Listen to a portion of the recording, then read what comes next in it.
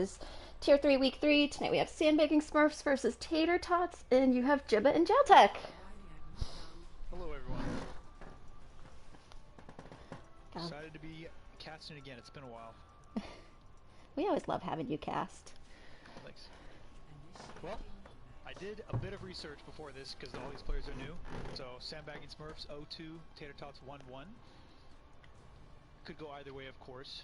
From what I've seen is Sandbagging Smurf definitely has the individual talent, but their coordination was a little bit off. But that's the type of problems that you'd rather have, as practice can help fix that. So get a pause check. Dabrella first. Nice, nice.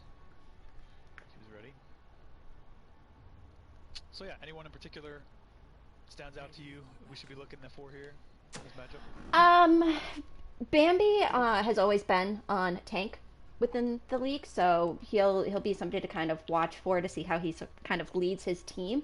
I know Zooms has always previously been a support player for the league, so seeing her move over to tank is interesting. Psycho and Dylan on DPS will be a good matchup. But I also do think on the side of Taters, Red Hood Kitty has been doing a very good job on tank herself, so kind of interested to see whose tank line is going to come out on top here. Yeah, I've seen that. We have a mirror Symmetra, which is not surprising at all, especially on Lijiang Tower. And they just get right into it. It's Immo Fields that has to be dropped immediately on the side of Tater Tots as Bambi's very aggressive pushing around this corner. Then answering Immo Field before Sandbagging Smurf comes out. Bambi catches out Emmy Mouse very quick. That was incredibly aggressive. And I think what happened there is Blue ended up trying to take a flank angle while the rest of his team swung right side, and it didn't really work out. So first cap goes to Sandbagging Smurfs. Yeah, did a really good job of playing coordinated there around Bambi's shield and kind of pulling back and using the environment to their advantage. Yeah, for sure. And Zomdil in there, full charge most of the fight. He already almost has a Symmetra wall well ahead of Maka here. He's gonna be able to put this out almost immediately as soon as Tater Tots try to push. I think they're waiting for a TP. We have okay, no, they flop off from the Symmetra to the Pharah, which is a pretty good swap here if you ask me. It's gonna be hard to retake this otherwise, and it looks like they're sort of, I guess, waiting for a pick. 30% down, and not a lot has happened so far. Yeah, that fire is looking to kind of get some back angles here on them, do a little bit of damage, but it's just too slow, because in the front line, Zomdillin's teleporting in with, again, another aggressive play, and he's beaming everybody down. A very nice flank TP comes behind, and Bambi here, just the tank veteran, is taking no prisoners as he's swinging, and I guess the heals is just not enough to keep up the tanks on the side of Tater Tots. Mock on that flank angle, I don't think quite could get all the way down that hallway. did see the good use of hammer down from Bambi when Bad Reed shield was down there. Oh, the beautiful wall account of the Earthshatter. You hate to see it as Reed's drops the hammer, but okay, well actually, it's really Outer Heaven's Tire that seals the deal. I guess adds a little bit of injury to insult, rather, as, again, you hate to have your Earthshatter blocked by a Symmetra wall, but it happens there. And unfortunately, not only does it block the Earthshatter, but it blocks Blue's High Noon. High Noon ends up taking out the wall, but it's too late as Outer Heaven's Riptire was huge. And now we have a lot of swaps. Bad Reed's on the Monkey, basically for the last push. I actually like Monkey here. Can get a lot of cleave damage.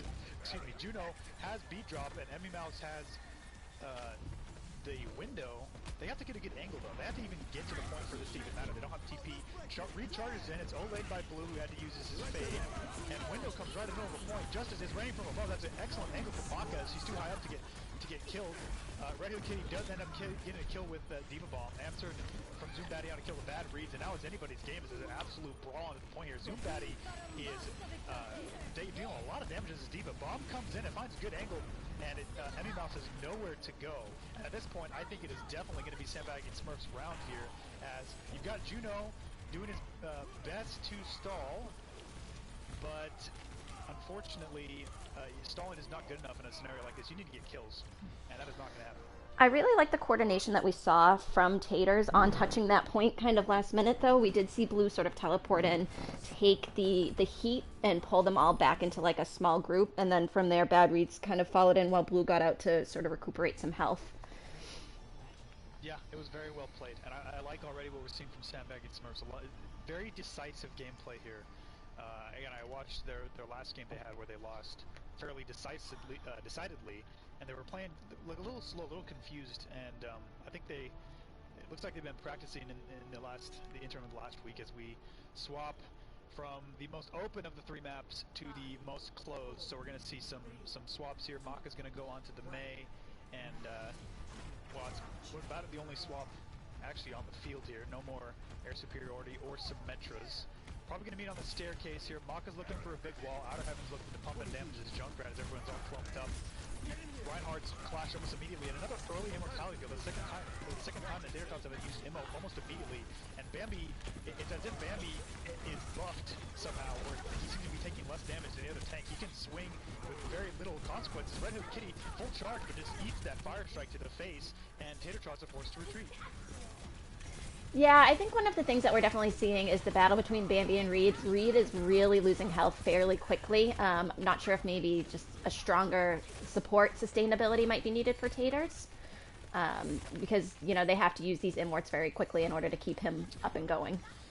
Yeah, and I mean, they're definitely healing a lot. Juno already has dropped the beat in this early on, meaning that Juno was probably on heals that entire fight. It's just the overwhelming damage from a Junkrat and a McCree is just... Oh, that's a beautiful Earth Shatter in the choke. Bambi, you love to see it again. This so far has been kind of the Bambi show. He's getting a lot of support here from his supports. But an Earth Shatter like that, winning the fight that cleanly is so good for them. They have 3 ultimates. Junkrat's Riptire in this choke is enough to win this fight on its own unless MMO's is ready with Immortality Field. Windows early on, and it catches Outer Heaven. That is the perfect pick onto Junkrat. No resurrections this time, as no mercies are in play. And Reed, well, he's had enough of the Bambi show, and it's the Reed show. Now he gets his own fatty shatty. That's probably going to spell the end of this fight as Tater Tots, well, they're eventually going to take the, Zumbatti's going to shed off and get the kill onto blue, but it will probably be the end. As I say that, Outer Heaven is back, gets a cheeky kill on his own. He's probably going to pay for it with his life. Bambi's here. I guess it's definitely worth the staggers. Yeah, it seems as if they want to kind of stagger this, and I'm not sure if just to keep point as long as possible, or to kind of get everyone back, and that is crazy.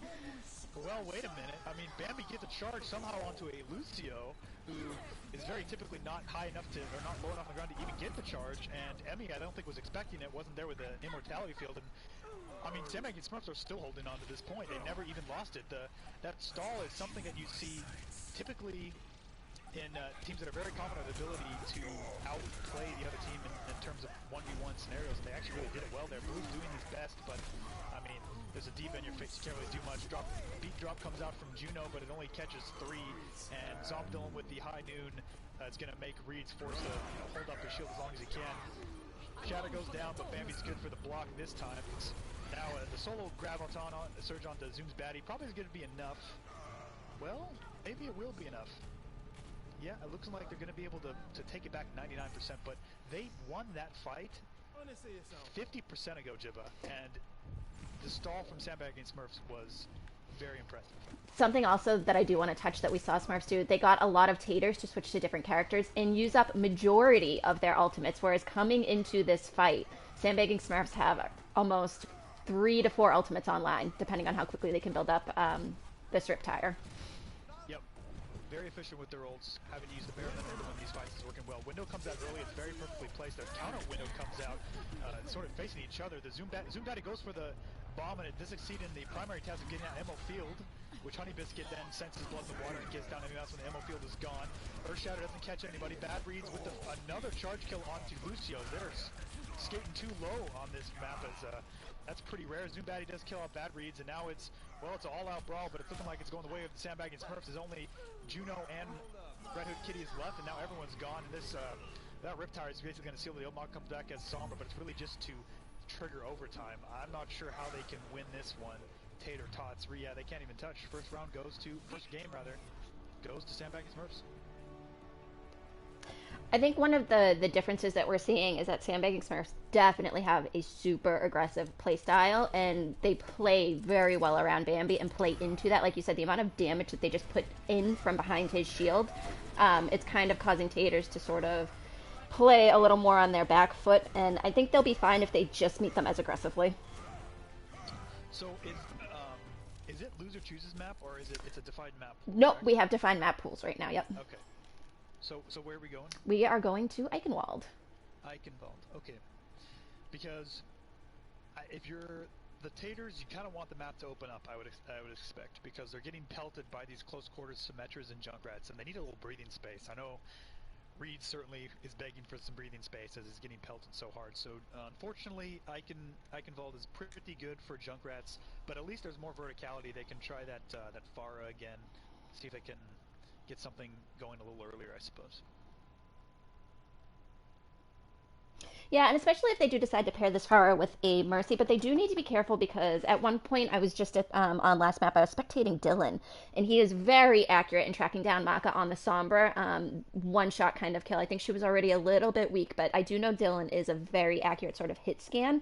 So not someone that you kind of want to take one-on-one without having a little bit of help if you're playing on Pharah.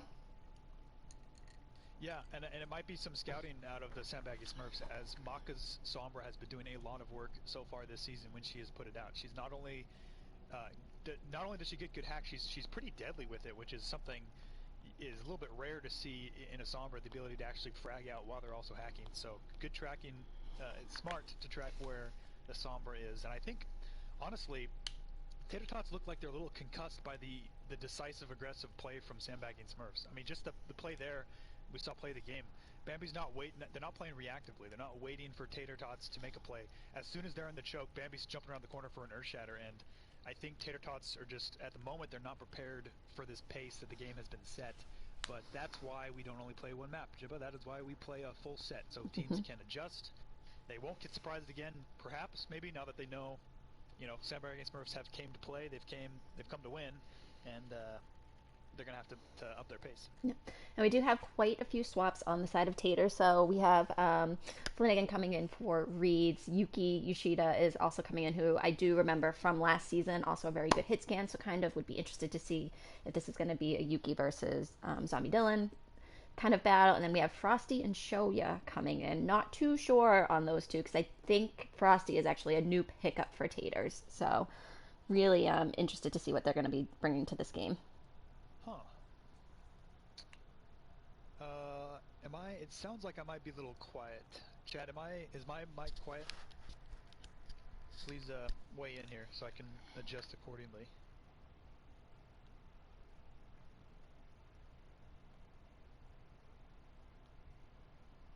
I mean, you can hear me, right, Jiva? I can hear you. Yep. My audio is, the level is adequate. Yeah, it sounds good to me. Dab says you sound good over there too. So. Okay. Okay, good.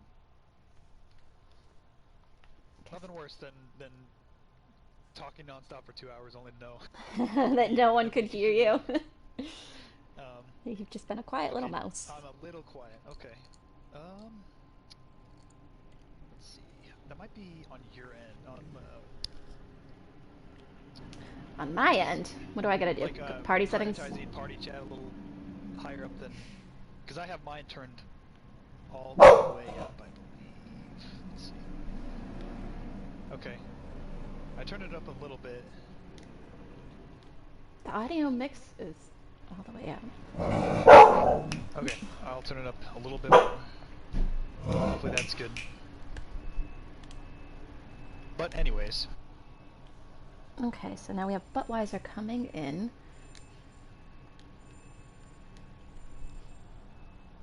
So it looks like we're getting a completely different tank line here on the side of Sandbagging Smurf. So we'll be interested to see if Budweiser and Alchemist, how synergized these two are in comparison to how Bambi and Zooms were. Nope. With how successful that first map was, you got to think this means they're looking to flex to maybe other tanks. They've got some Eichenwald specific plays in mind. Maybe they want to. Oh well. Yep, they're changing it up again. Okay, they want Bambi.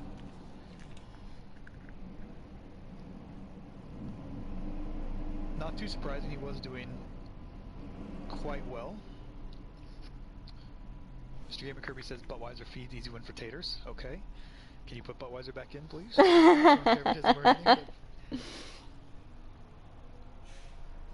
Budweiser definitely plays aggressively. So I do think that Jibs is just louder. Oh, thanks, Deb. I do think that Bambi's a good call. He's got a very even kind of head on him, and knows when to play aggressively and knows when to sort of come back here. So we have one ready. Just looking for the next one.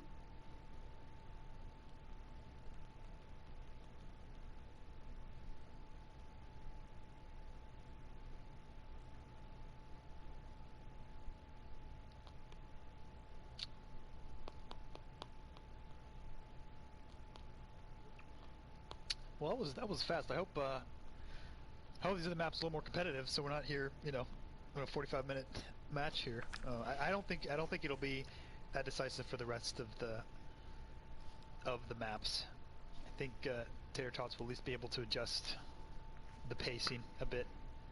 Um, and again, the other thing was there was two fights in a row where Immortality Field had to be used almost immediately on the side of Tater Tots. It was so quick. It might be just nerves causing the field to go out so early, or it might truly be that people are getting bursted down to sub 20% HP that fast on the side of Tater Tots. But it really does cost them. And the first fight on control maps are so crucial. The forget the stat, but there's a stat out there, at least in OWL, where the team that wins the first fight on a map, they're going to win that map on a control map much more often. So Sort of determines the course of the rest of the game right, playing yeah, out. the snowball with the ultimates and the chokes that you can use ends up going their way, and that's what we saw on the first map. But we're no longer on a control map. A payload is involved, so that might go favorably side of Tater Tots. Yes, it is 1-0 side of Sandbagging Smurfs. They are done sandbagging apparently. They've started to Smurf because this is quite good today. Thank indeed. Okay. Let's see. On the side of Tater Tots attack, we have Ryan Diva. Not too surprising. We see this on both sides. Not that there's a ton of synergy between the two, but they're both individually fairly strong, especially on... I mean, Diva just is almost always strong. The flexibility with the defense matrix and boosters make her almost never a truly bad pick, and Reinhardt's good for maps that have tight chokes, such as Eichenwald. So, however, the difference we see here is Frosty Fusion is on Zenyatta, whereas on the other side we're going to have X-Flames on the Lucio. So a bit more focus fire and damage coming on the side of Tater Tots, I guess, to make up to compensate for how the first map went. And we have Outer Heaven on that Junkrat again. It was working very well. Meeting the choke. We're going to spam for a while, I suspect, before a play goes on, especially without a sim to TP. They're going to look for a opening as both shields are getting a little bit low. Okay. Flanagan goes in perhaps a little too aggressively and bites the dust. Swings sort of to his death. He's just learning to... I suppose that, he just got subbed in. He's learning the pace that Sandbagging Smurfs are setting, and you can't swing for too long or you're going to get deleted like that. I like that swap from Kitty. She did not have too much out charge there, and she was out of mech, so switched over to Orisa real quick just to get the mech back without having to jump off. Zoomsbatty does the same thing, it looks like, but the spawn for Zoomsbatty is going to be much farther. Tater Tots can take advantage of this if they want to. If they can speed in, they don't have Lucio, but if they can make it to the point fast enough, Window does come out from Kazurai, which is going to slow down Tater Tots a little bit. In fact, it's going to slow him down a lot if Outer Heaven gets one shot onto Blue. Here comes Riptire from the side. It catches Red Hood Kitty, which means now Tater Tots are in full retreat, but they've got nowhere to go. They're in a corner. At this point, there's only one way out, and it's the long way. Shoya's getting kind of stalled out, unfortunately. Bambi gets the charge there. And this is not good if you're the Tater Tots. It's pretty good if you're Sandbagging Smurfs, as only 2 ults were used and they ended up winning that fight. Bambi's got another Shatter, and so far Bambi's been pretty deadly with these Earth Shatters. Only Transcendence down. Yep, and yet another very deadly Earth Shatter from Bambi. Catches 3. Transcendence, however, comes out before anyone can capitalize. Bambi, suddenly, after a great Shatter, finds himself in no man's land. He's all by himself. Immortality comes out, but it's a little bit too slow. Earth Shatter response from Flanagan catches enough people to clean up, and just like that, this first point is going to be captured by the Tater Tots. Yeah, that was really nice patience from Taters to kind of wait that out and sort of draw Bambi in there. The Shatter was a really good one from Bambi, but we did see a nice Immort field from Shoya. Yeah, it was really off of the hubris of Sandbagging Smurfs that they were able to take that, as Bambi, feeling himself maybe a little too much, he ends up charging. I think he sort of expected Tater Tots to crumble there, but some good support after the shatters with that Transcendence meant that Bambi ended up way too out of position, and once Bambi's done, that was sort of the backbone of the team. We see a bit of verticality happen here. I think they're a little confused. Outer Heaven is shooting directly above most of the Tots, not straight down where they actually are, but at the choke. At this point, the cart's just slowly moving. No one's really getting a pick. I say that as soon as I do, X-Flames does get a little out of position. A nice Helix rocket from Blue takes him down. And in response, we're going to see both a bomb from Zoom's baddie and the Riptire to sort of make sure this fight doesn't go awry from Blue's initial Helix rocket kill. Yeah, I think Sandbagging Smurf they're set up in a good spot to have control of this payload and sort of be able to use the castle to their advantage to kind of duck in and out while having the high ground now. Yeah, this is brutal. I mean, it's such a good place for Sandbagging Smurfs to be. They've got D.Va who can play on both levels. They've got a Junkrat and a McCree on the high ground who can just pelt damage down. And exactly like that, what do you do if you're a Zenyatta? You're trying to make it through this choke, but you've got so much space you have to cross out in the open, and a Junkrat and McCree are just absolutely pelting you. We see a flank coming out from Yuki Yoshida, though. They don't know he's there. He's able to delete X-Flames, or she rather, he deletes two before they goes down. Unfortunately, they do fall off the map, but it's going to be enough. It opens the map right open as Red Hood Kitty is able to get a double kill with that D.Va bomb. And an excellent flank from Yuki Yoshida. That is exactly what the Tater Tots needed to sort of uproot Sandbagging Smurfs off of that castle. And again, they were able to get Zooms kind of out of mech, forcing her to kind of jump off just to get back into mech as quickly as possible. Gives them a lot of space here to move across the bridge. Great play. Earthshatter is interrupted. Yuki Yoshida with another pick. This choke is very excellent for a Junkrat to be in. Yuki Yoshida is just killing everybody here. This an excellent performance. Almost has another Riptire here, and both support ults are up for the side of Sandbagging Smurfs at least to respond to the Riptire. Blue's got an ultimate. I'm not expecting too much of a soldier ult at this point against a D.Va Rhine. Well, I guess if you pair it with a window, it might be able to get work, but they don't even need it, as the window on its own is enough for them to cause Transcendence to come out from Frosty Fusion. Outer Heaven with a pick onto Yuki Yoshida. Now, I mean, it's really, I guess at this point, just a Junkrat show. So much damage in these small chokes. Out comes the Tactical Visor from Blue, but it's really just a visor to retreat from, and that is a stabilization on the side of the Sandbagging Smurfs. Down goes Red Hood Kitty. It's probably good. Didn't want her to get staggered, so no. she took out, went off the edge. Very smart to see those kinds of plays from both D.Vas on both sides. Yeah, we've all been staggered. It is not a fun experience, and less fun when you know you're being watched. So good play there.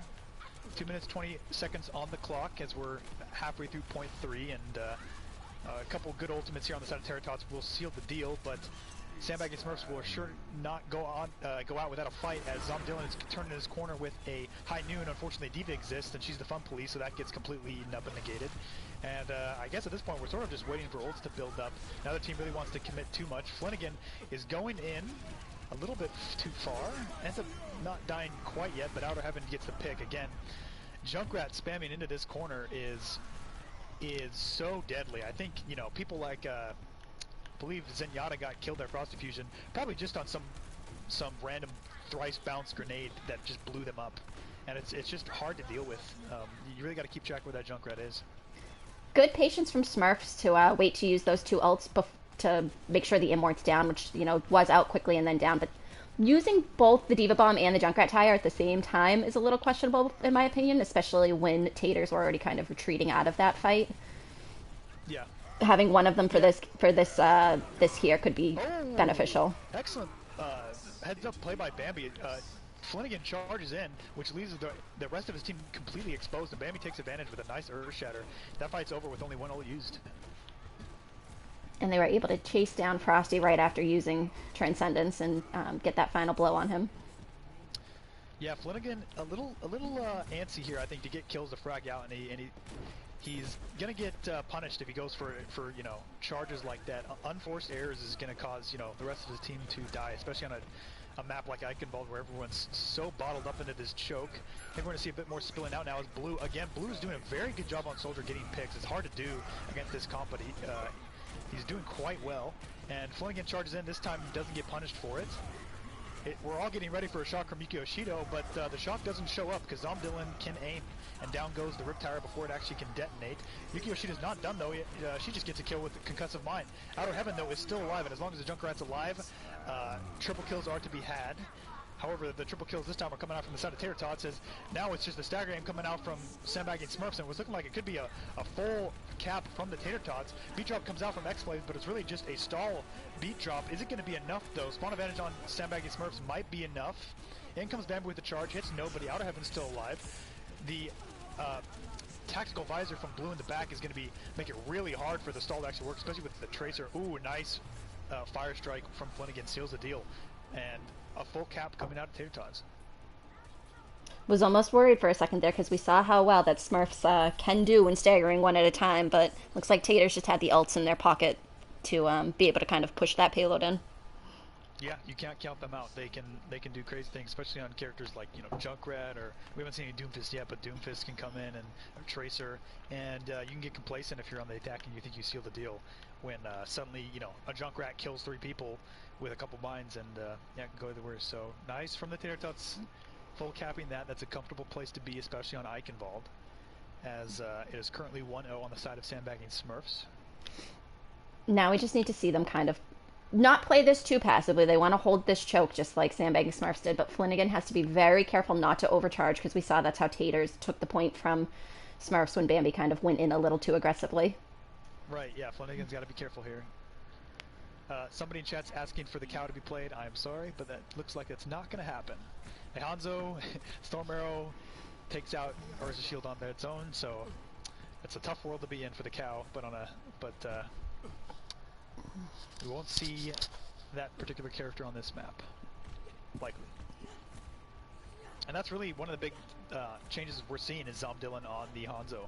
So no more Junkrat. Outer Heaven's now on the McCree, and Hanzo, I'm partial to Hanzo. I love him. I think he's very good at most maps, but particularly in this map, you can get some cheeky headshots just in this choke as everyone's trying to push through. D.Va does make that hard because she cancels out everything, but Yuki Yoshida already has 21% of her ult just from them to get to choke. That's a good place to be. And we are yet again waiting, I guess, for a good opportunity from Sandbagging Smurfs to reach through this choke. Really, both teams are probably just looking for one team to get over aggressive, and of course, as I say that, Flanagan pushes forward and swings. I think what we're seeing here is Sandbagging Smurfs, maybe saw from the first map, that if they just kind of play too slow, Flanagan eventually might get a little antsy and decide he wants some action, and he's going to go in and swing, and he swings to his death. So he's got to start adjusting his gameplay, I think, a little bit, because that's not going to work out for the Tater Tots. However, it looks like the pressure from Tater Tots was enough to stop the advance of Sandbagging Smurfs long enough for Flanagan to get back. Bambi gets Flanagan again, holding this corner, playing a little bit more safe. Excellent Dragon Strike comes out from Zomdilin, cleaves the team in half. Immofield's out, and Flanagan is left out stranded on the other side of that. And at this point, they're going to probably be able to just take the point off of that ultimate. Yeah, unfortunately, Frosty was on their way back from spawn when Smurfs decided to push into that fight. And they kind of took a bit of a separation there, which was smart of them. Yeah, they invest the nano boost, does Tater Tots, onto McCree, Blue's McCree. And I'm not too against it, actually. You know, a couple good headshots in the mix and it could have come back. However, I am definitely against that, as at that point, with the 6v1 scenario and ammo field up, the Riptire was destined for failure. Almost hoping that that's a changeover, like an ult, because they were going to change characters, but it seems like Yuki will be sticking on this Junkrat. Yeah, I mean, there's a world in which, you know, Kazurai is too slow on the ammo field, but that's not the world we live in, especially when there's no other threats on the board. I mean, everyone's looking at that Junkrat, so it was a little optimistic. However, Yuki Yoshido has been giving these Riptires quite quickly, so it shouldn't cost them too much. Earthshatter comes out on the staircase, catches both tanks. Nice job from Flanagan. And Shoy's going to pick up the kill there, as I think they're going to spill out of this staircase. Will Tater Tots to sort of hold them at this gate. And again, the bleeding time off the clock is really what the Tater Tots need. They don't need to hold this point in particular. They just need to get it to overtime by the time it's third point and have enough ults to seal the deal. So Yeah. looks like they're going to hold the low ground here. Interesting take. Kitty pushed in there super aggressively and kind of got taken out of mech by Zombie Dylan, so it's nice to see Taters following up to make sure that they kept her alive. And that sort of then caused Sandbagging Smurfs to turn their back there to Flanagan, which allowed him to get that ult off to continue to save her. Yeah, good teamwork coming out of the side of Tater Tots. Good Earth Shatter coming out of the side of Bambi, and an immediate high noon from Blue on top. Unfortunately, is denied by Diva. That pesky character should be deleted from this game because she makes so many DPS cry. And unfortunately, that is going to be, well, unfortunately for the Tater Tots, that is going to be the end of that fight. As Redu Kitty should probably jump off the map at this point. Gonna get staggered here. Well, no, she gets out actually, very close, but she manages to stay alive. The sports come in just in time. High noon from Outer Heaven this time, at least gets out Immortality Field. Zoom Batty with the Diva Bomb is beautiful. Senses that the Immortality Field is down and gets a triple kill. And now it is a snowball on the side of Sandbagging Smurfs there. Absolutely beautiful Diva Bomb from Zoom's Batty. And poor Kitty did try to counter with their own Diva Bomb, but unfortunately it went straight into the hole. Oh, I missed that. You hate to see it. Oh no, that's backbreaking. As a huge anti-nade comes out from Shoya, giving Tater Tots a bit of a chance here to stabilize at 0.64 meters. Yuki Yoshida goes for the hero play, but Zoom's Batty is right there to beam him down, However, while they were trying to take care of Yuki Yoshida, the rest of the Tater Tots were getting work done, and I think they're going to be able to hold here. Now, I'm not sure if I caught this or didn't. It looked like Flanagan tried to use ult there, but was stunned out of it by Outer Heaven. Already, though, it doesn't seem to be that, that big of a miss because he is back up at 75% of his ult charge here. Yeah, a lot of swinging there when everyone's all grouped up trying to get that point over. Very nice hold there at 0.64 meters by Tater Tots to make sure the spawns don't push forward. And we're going to see a different approach this time from Sandbagging Smurfs. They're going to go through Castle. They've got a high noon, and that's about it. Both tank ults are closed. Dylan, has the Dragon Strike, and it does yet again isolate Flanagan. However, this time Flanagan's ready for it with an Earth Shatter that catches 3. Immortality Field coming out from Frosty Fusion keeps him alive just enough, and a nice stabilization there from Tater Tots. However, if you're Sandbagging Smurfs, you really only invested Dylan's Dragon Strike there, so really not too bad of a drive push there, as you're looking for this to be the fight to seal the deal for a point 2. Tater's doing a very good job of just kind of eating this clock down and being able to push that payload back kind of halfway across bridge. So, just kind of need to... slowly creeping back. Outer Heaven, high noon from the heavens, catches nobody. Everybody hunkers down and completely negated there, but it was worth a try. That ultimate doesn't get too much value typically anyways. Now we meet square up on the bridge halfway through. Nanoboost comes in. Flanagan finally able to play aggressive, but he gets knocked flat on his butt for the majority of it. Then he's got to hold his shield up for the Diva Bomb. The one chance to shine, and while his team did end up winning, unfortunately he didn't get to swing. I feel the pent-up aggression from Flanagan there. I know he's frustrated, as unfortunately, but he did the job. He absorbed the damage that he needed to. And now 12 seconds left, and Sandbagging Smurfs are in desperate stall mode. Bambi goes to ball. Zomdylan's on Tracer. Both support ults are closed. Bambi hits just to trigger overtime. Shoya is low, but she's got the support that she needs. Zomdylan is going to try to take out a support. Zomdylan takes out 2. He's not just trying, he is succeeding. As just like that, this fight is wide open. X-Flames ends up wall riding off the map. That's a bit of an unforced error. Immortality Fields are down. Very nice window plays from Frosty, but Zomdylan is unstoppable here with a triple kill. 1v1 onto Frosty Fusion through the window, and now it's just Flanagan. A fatty shatty from Flanagan in the last second knocks them all down, and Yuki Yoshida with the 10th Riptire of the round catches Zomdylan. That's a huge pick. Zomdylan's been carrying this fight so far, and now it's just Yuki Yoshida versus most Sandbagging Smurfs, but the spawn advantage from Tater Tots is enormous. They're going to have so much time here. Red Kitty swinging to win, on ball, gets caught up there. They're having trouble taking her out. In comes Shoya, Sleep Dart misses, and Outer Heaven swaps to the Doomfist. Bomb comes in, catches Red Hood Kitty. Now Flanagan's back. He needs another Shadow and Pronto, but unfortunately Outer Heaven on this Doomfist is killing everything in his sight, and he's going to be able to clean up the rest, I believe. As I say that, Yuki Kitty does end up getting back in time, and I still believe that this is going to go the way off Sandbagging Smurfs off of a heroic play. First from Zom Dylan to open that fight with a triple kill, and then by Outer Heaven to seal the deal. Great DPS play from Sandbagging Smurfs tonight. Yeah, one thing I really liked that we saw Sandbagging Smurfs do is they were, the 2 DPS, they were letting the tanks sort of handle point, and the 2 DPS were purposely cutting off any Taters that were trying to come back to the fight, creating a longer stall and stagger. Very nice positioning, especially when you're playing a one-shot here like Doomfist, and suddenly it's been the stagger fest halfway through point 3, and Tater Tots are they've been on their heels this entire time. They're getting staggered. They've got one more chance to get 6, and all they're going to have is a nano boost. It might go on to Flanagan again. It's Flanagan's time to shine part 2. He's got to be big. Here he comes. He's got the nano boost. He charges in, hits nobody, but he's swinging to win. Bambi's trying to stall. X-Flan's caught in the trap. I think he's just standing still. And Flanagan does end up catching Kazurai. Fat Chatty onto Bambi. Bambi's getting heroically healed. Outer Heaven, though, still alive. Kills 2. Someone's got to kill this Doomfist. Doomfist is doing way too much work here. Outer Heaven is. Nobody can kill him. Oh my gosh, Bambi and Outer Heaven are doing so much work by just the 2 of them that they're going to end up taking that point. Good job on Taters for stalling that, though, and able to take that time off as much as possible, because Sandbagging Smurfs kind of sort of rolled through that 3rd point by going to meet Taters at the spawn and playing that aggressively to sort of trap them in there and, cause the staggers, which meant Taters had to kind of group up, wait for their 6 in order to go out to touch point. So it was a good job by them to do that, too. Yeah, and it just seems that in most games that I cast, one of the craziest things that always ends up happening is a Doomfist out of nowhere. Somebody picks Doomfist. That person knows how to play Doomfist in an overtime situation and just cleans up, and the other team is not ready, is not prepared for it.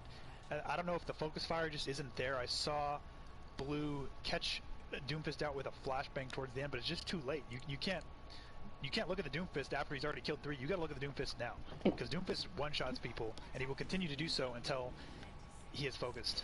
Yeah, unfortunately, Blue on the McCree had to deal with both the Tracer and the Doomfist, which makes it very tough on, who's your target priority there, because Zombie Dylan on Tracer was really focusing the supports down there and being a menace to them, whereas on the front line you have Outer Heaven, and he is just doing the exact same thing to the tanks. Yep, absolutely. DPS duo from Sandbagging Smurfs are in full force tonight. So we see a little bit of a swap up coming on the side of Tater Tots as Yuki Yoshida is on Echo, but this Echo doesn't have a pocket, so she's got the healing orb from Frost Diffusion. She's going to have to play a little bit safe here to make sure she doesn't get deleted, as Outer Heaven can aim on this McCree. We've seen that so far. And we're also looking for Flanagan not to play too aggressively here, as typically this choke has been hit. Yep. Okay. As Flanagan doesn't like this choke, I think we can tell, is what we've learned after three times they've met on this choke, and 3 times he swings till he's dead. So again, I think part of that, it's not totally his fault, as Frost Fusion has to keep that orb onto Yuki Yoshida, which means Flanagan's not getting the heals maybe that he's used to. Window comes out early in the choke, very nicely placed. Red Hood Kitty, I think, is just trying to get somebody's got to touch point here. It's going to be Flynn. They've swapped places now. Red Hood Kitty manages to catch out Bambi. Nice play by Red Hood Kitty, and Transcendence comes out just in time by Frosty Fusion. I think they actually have this, does the Tater Tots, as I'm actually not even sure how they managed to swap that. They sort of ended up swapping places with the defending team. Sandbagging Smurfs caught them off guard there and breathe a sign of life into this second map.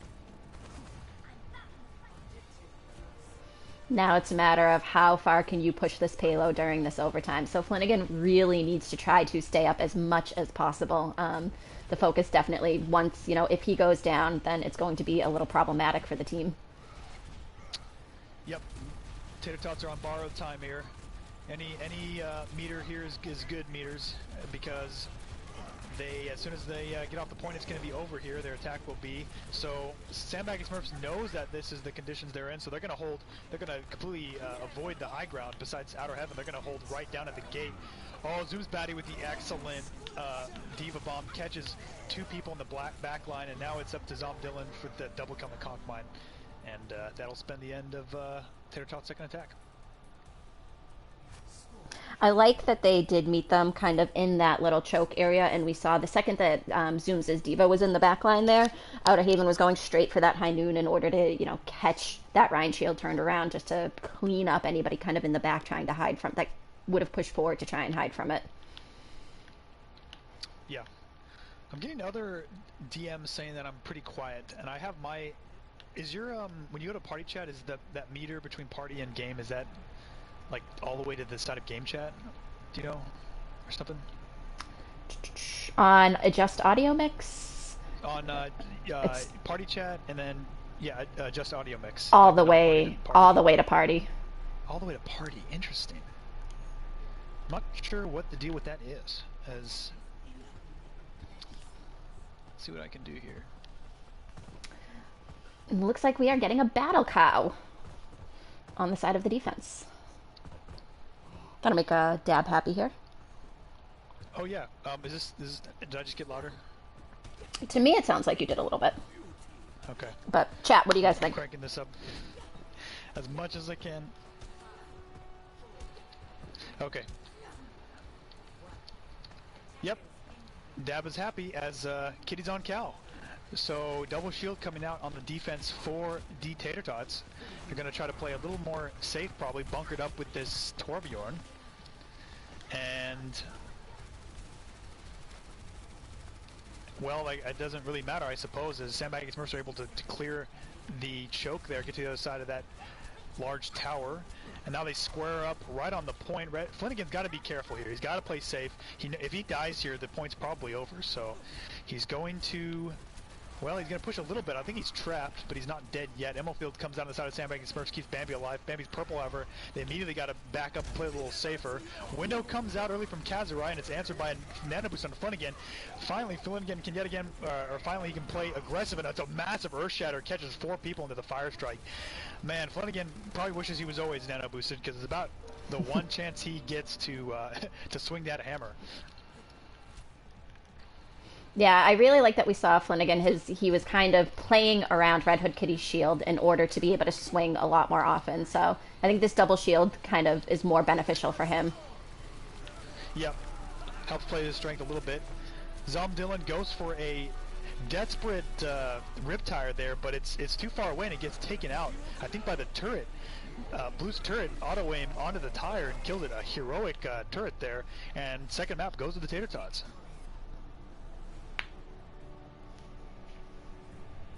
I think once they kind of found their bearings a little bit there and learned how to play the two shields, it was definitely a lot more impactful for them on the side of Taters.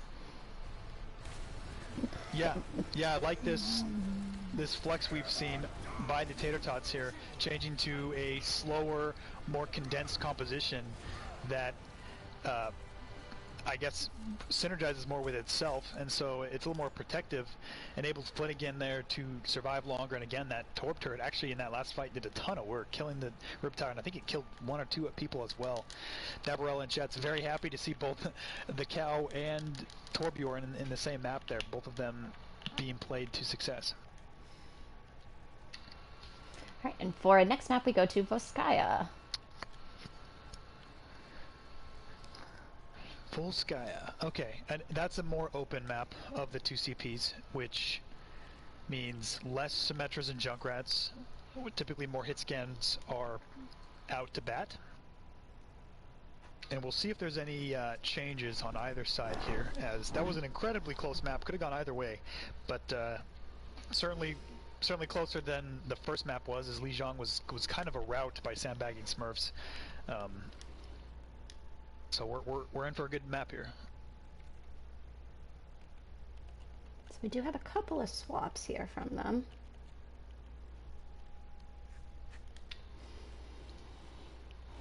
And then we have the lovely spectator swaps.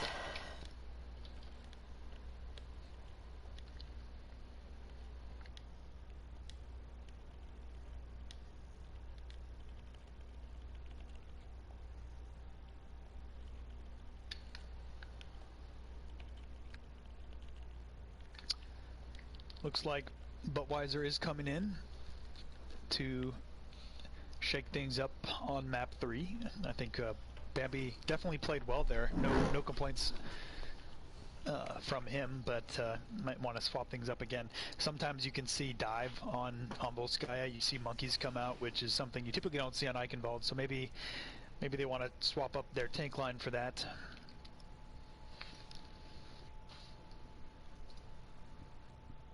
Yeah, dive with like a double bird would be a really good kind of strong attack. But we did see the sneaky sim plays on Lijiang, so I wouldn't be shocked if we saw something kind of similar here.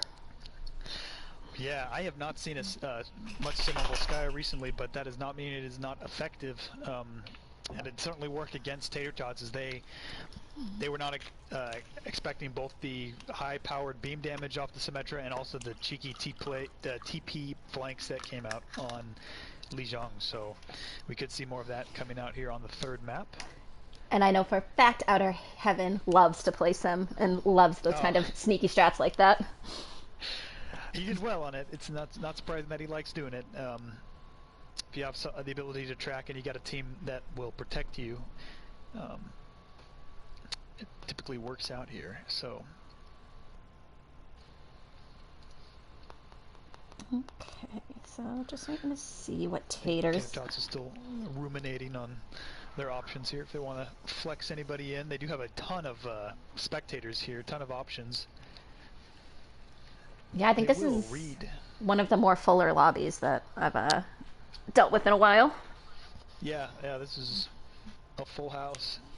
We have Reed coming in for Red Hood Kitties, which means Flanagan is staying in. So Reed and Flanagan, Yuki and Blue are going to stay in at the DPS duo, and then DPS duo, and then Emmy and Esbilia are coming in as the supports in the place of Frost Fusion and Shoya. So quite a large shake-up there on the side of Tater Tots. Not as much shake-up from, well, actually, as I say that, Alchemist, Budweiser, and Thunderfarts, great name there, is coming in. All right, and we have readies from both teams. I like the efficientness here we have from them. Yep. Nice job, coaches. I know everyone in the league knows we have that 7 minute kind of in the lobby thing, so having it ready to go 2 minutes after is always a very nice thing. Yep. And it can be tough because you want to adapt. You can come in with a plan before the game, but then sometimes you need to adapt after you see what the team is doing. I don't think anyone was expecting. Oh, Dab. Can't you let me? Why you have to bully me? I don't think anyone's expecting Sandbagging Smurfs to come out so aggressively on that first map, and certainly Tater Tots weren't. So sometimes you need to change up on the fly, and that can take some time, especially if you want, the input of the team. You got so many players, so nice job with a pretty concise discussion there within the teams. And we get into map 3, which is Volskaya. More open map. And it looks like, well, this time we're seeing Zom Dylan hover on the Symmetra. I wonder if that's just to get them out of spawn, or we're actually going to see some sim junk plays. But on the side of Tater Tots, Flanagan flexing over to the Zarya, maybe more, he can be a little more aggressive like he clearly wants to be with high charge Zarya here, and get some, pump some good damage into Budweiser there. And it's Billy on the Mercy. First Mercy I think we've seen all match. So pretty good on a defense 2CP if you ask me. The resurrection is very powerful here. So Outer Heaven on the Hanzo. Flank TP comes in, but it's hardly even needed. It's Outer Heaven catches out Yuki Yoshida almost immediately with the Storm Arrows. Resurrection does come in from Asbelia, very powerful, like I said, onto CP. Bad Reads responds with a nice charge onto Outer Heaven, which is the majority of the damage here. Zom Dylan is left there with his high-powered beam. He's trying to track down Emmy, and he does a very good job of it. So it was actually looking like the Tater Tots were about to stabilize there off an knife charge from Bad Reads, but Zom Dylan, and you can see there with the 50% to his ult charge, Zom Dylan there was left uncontested, had the full charge of Symmetra beam, and he had the tracking to back it up. So first point very rapidly captured off of by Sandbagging Smurfs. Yeah, Bad Reads unfortunately backed himself into that small corner, and 4 of the Sandbagging Smurfs kind of just turned immediately for him, which was smart of them, and he wasn't really able to get any heals from Emmy Mouse. Yep, and immediately a flank TP yet again comes in, and just like that, the entirety of Sandbagging Smurfs are on the point. But Zom Dylan is the one who is the victim as Blue gets a nice headshot. Alchemist, though, responds in Emmy Mouse, and now it's anybody's game. Charge comes in from Buttweiser, catches nobody, and now they're on the back foot as Reed is getting all the support he needs to swing away until no one is left on the side of Sandbagging Smurfs. So nice stabilization there. It's always scary when Sandbagging Smurfs goes for those TPs plays where instantaneously there's a Reinhardt in the middle of the enemy team. That buff Reinhardt swing damage, I believe what it's at 85 now.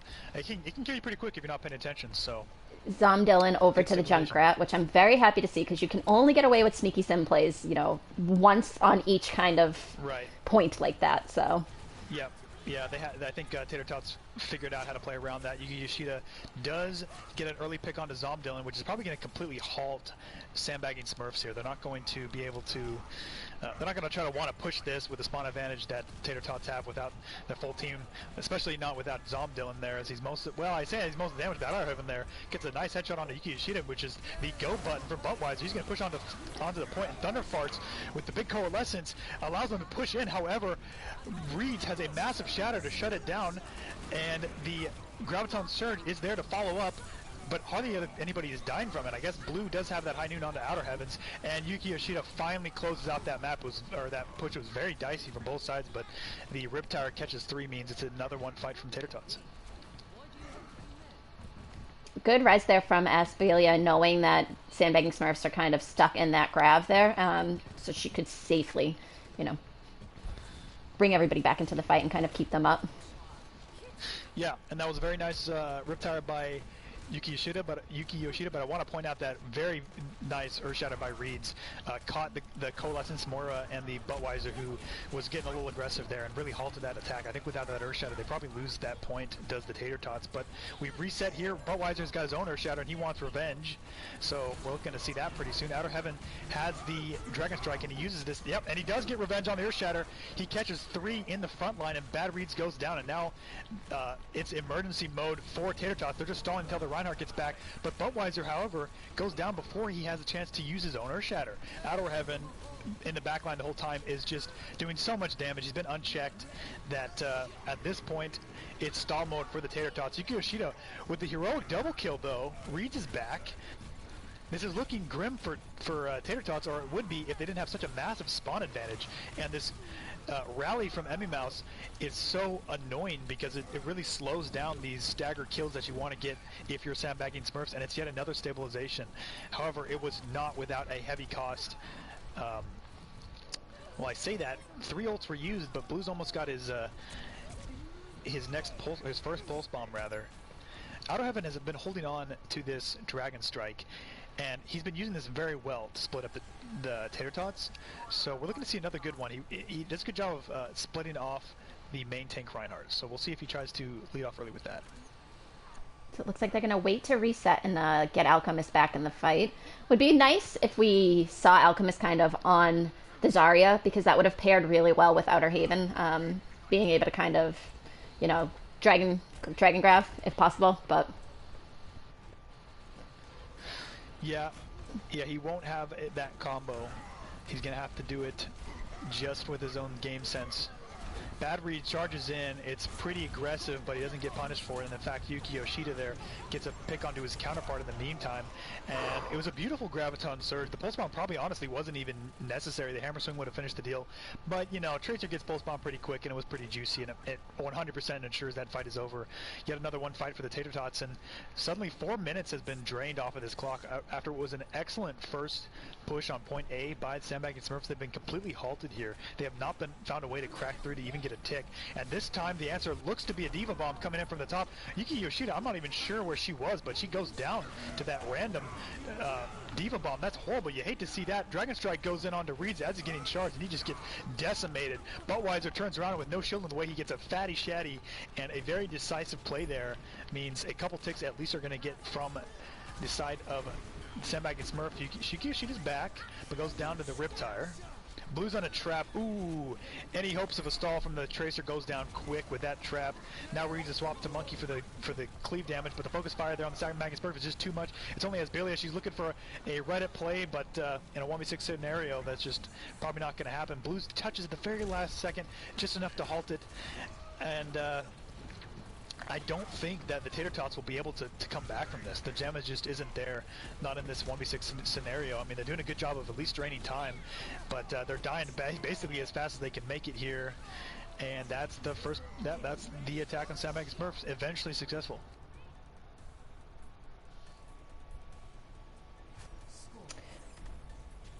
Really good plays there from Taters, though, I do want to talk about. Before that last push, Blue was kind of in the back lines, feeding their ult back off of Alchemist D.Va. Almost got caught out, but Flanagan pushed up, gave them the bubble, and then the two of them kind of backed out of that together. Unfortunately, then that meant the team was separated when that D.Va bomb came in, so that's, I think, the catalyst of what started that sort of breakdown push there. Was Yuki going down to that?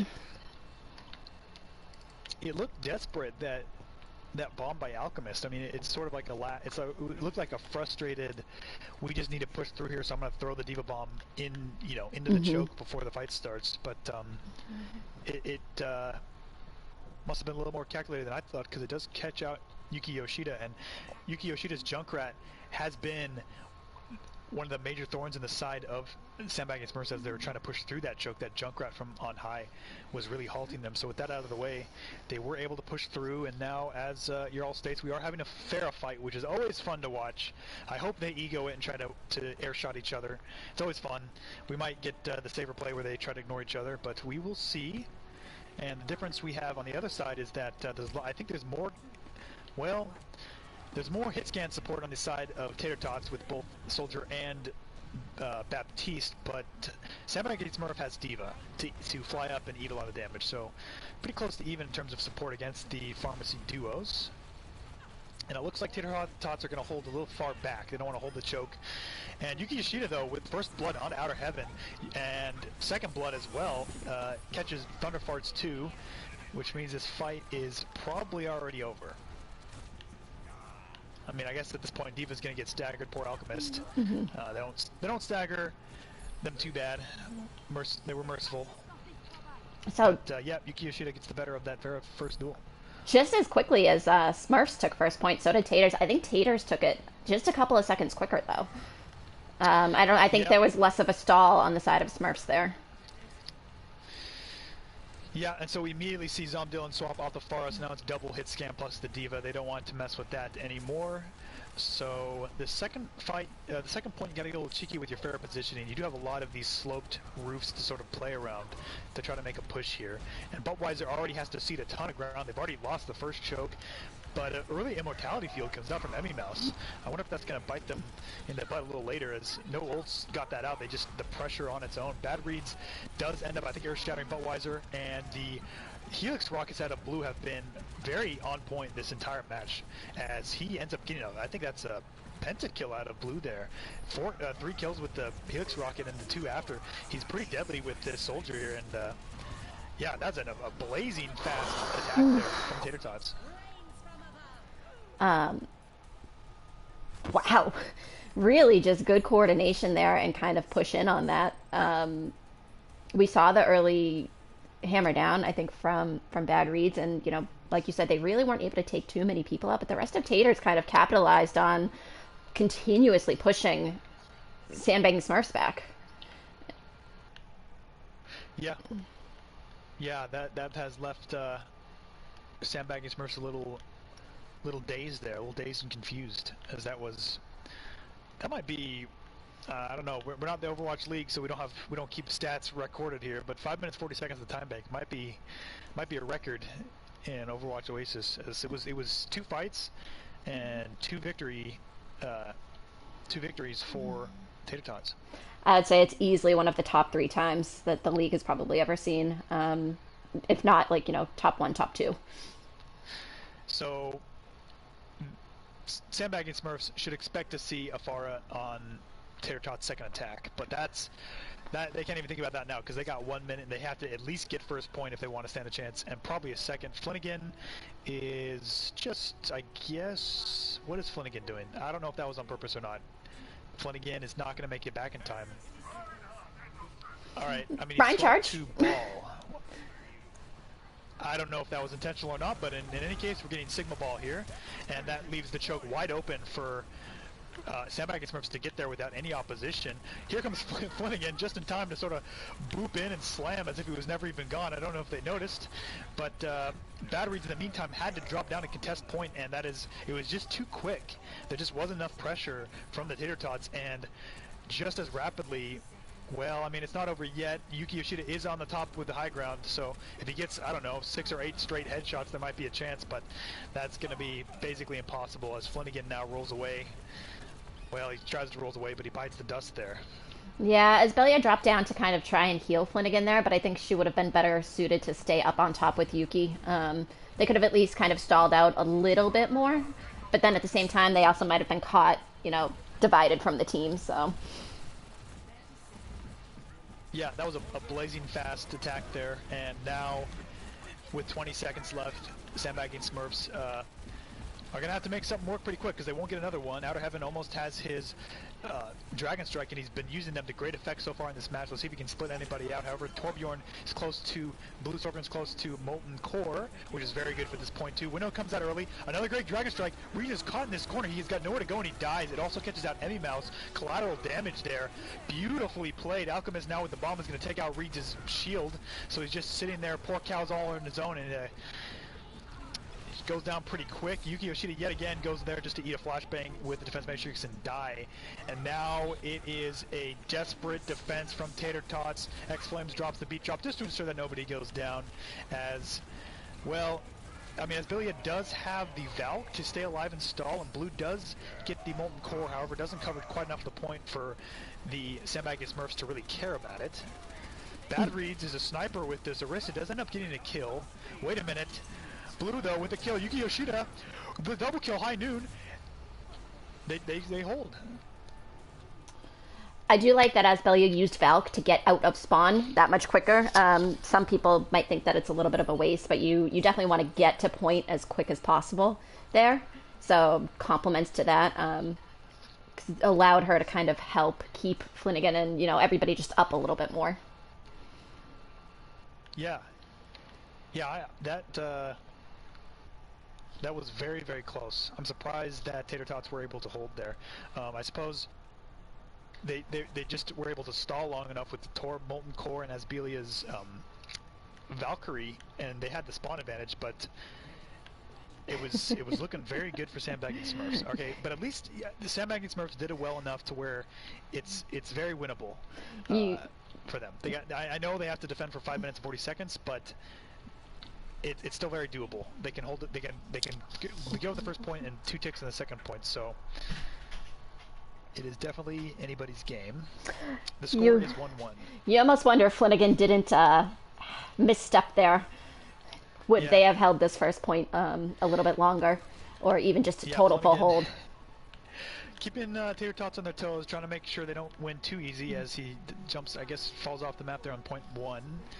But to no surprise for anybody, Yuki Yoshida is going to be on this far again, as it worked incredibly well on that first attack. But Sandbagging Smurf saw this coming a mile away, as they're going to have double hit scan with a Mercy Pocket. They're going full anti-Pharah, well, almost full anti-Pharah. They really do not want Yuki Yoshida to take over this game. And we'll see if it's going to pan out for them. I mean, someone's going to have to touch the point, and it's Buttweiser that goes down first. He's just going to, now both shields are down. Zombdillon does take out Yuki Yoshida. Okay, so yeah, Sandbagging Smurfs, all eyes are on Yuki to make sure she can't get some kills here with the splash damage. And I think that's probably going to seal this first fight, as, I mean, 3 hit scans are on the high ground with the Mercy between them is a lot of damage to try to absorb. Mm-hmm.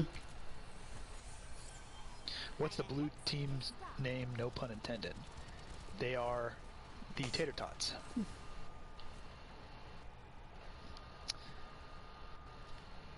So, we see a swap Yuki back onto Junkrat. I think that's a good idea. I think it's very clear after the first attack that Sandbagging Smurfs are full anti-Pharah, and that's all they were thinking about. So, blue swaps onto Reaper. That's an interesting pick here to swap to. It could work out if he gets a good flank, but the range advantage here and the fact that they're bunkered up means it's going to be hard for him to sort of do this on his own. He needs his team to sow some chaos, and yeah, that's exactly what I was worried about. Is Reaper, if you can't find a good flank, you're going to die just on your approach. And now Zombs Zom Dylan rather has found a good reposition onto the other high ground, because Tater Tots have made it up the stairs, and all it needed really was Buttweiser to use that Sigma ultimate to halt them. However, it looks like Tater Tots are still going to try to take this. They haven't fully given up yet. They're kind of surrounded. They're waiting for spawns to come back, and this is a really weird fight, Jibs. I'm sorry, this is one hard one to cast, as people are rotating all around, a bunch of small skirmishes. It looks like Sandbagging Smurfs are finally going to win it, but that one was bizarre. I was going to say, I don't know if I follow someone specifically on this, because we saw Alchemist drop down and start to try to take a flank. Outer Heaven is on the other side of the map. Dylan's on, the middle area. It's like, guys, pick a place, please. Everyone looked a little confused, a little unsure. It doesn't look like Tater Tots didn't know if they should full regroup there or try to keep holding that high ground or drop. So we had a little bit of merry-go-round there, but that really worked out better for the defenses. Now 2 minutes are off the clock, and not a single tick has been given from Tater Tots. They're starting to sweat a little bit, probably because they still need to take most of point 2. Remember, if they want to win this point. And Sandbagging Smurfs are still on this high ground. Very strong 6 here, and both support, one support ult, both DPS ult are out. Bob comes out early just to start the fight onto the point to make sure that neither of DPS tanks need to drop. Buttweiser drops anyways just to make sure. He's alone. I guess he's going to have to get out of this window, and that Bob is pretty deadly. So I think what I would like to see from Taters here, I would have rather see them kind of hold these ults after getting Sandbagging Smurfs to use so many. I'd like to see them take, opposite side on the low ground and just set themselves up a bunker on point. And once you start getting ticks, Sandbagging Smurfs have to drop to come counter you. And I think they would be better suited instead of trying to kind of meet them or, constantly go up to them.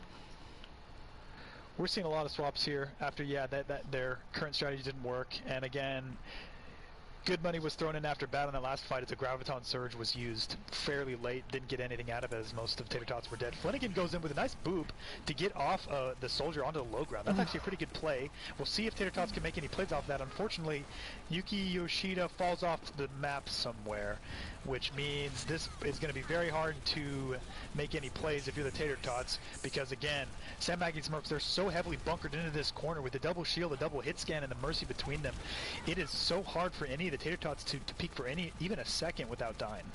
Yeah, I think Yuki was trying to get around the back line, I want to say, and maybe missed the jump somehow. Yeah, and this is the type of play you can't really afford mistakes like that at this point in the game.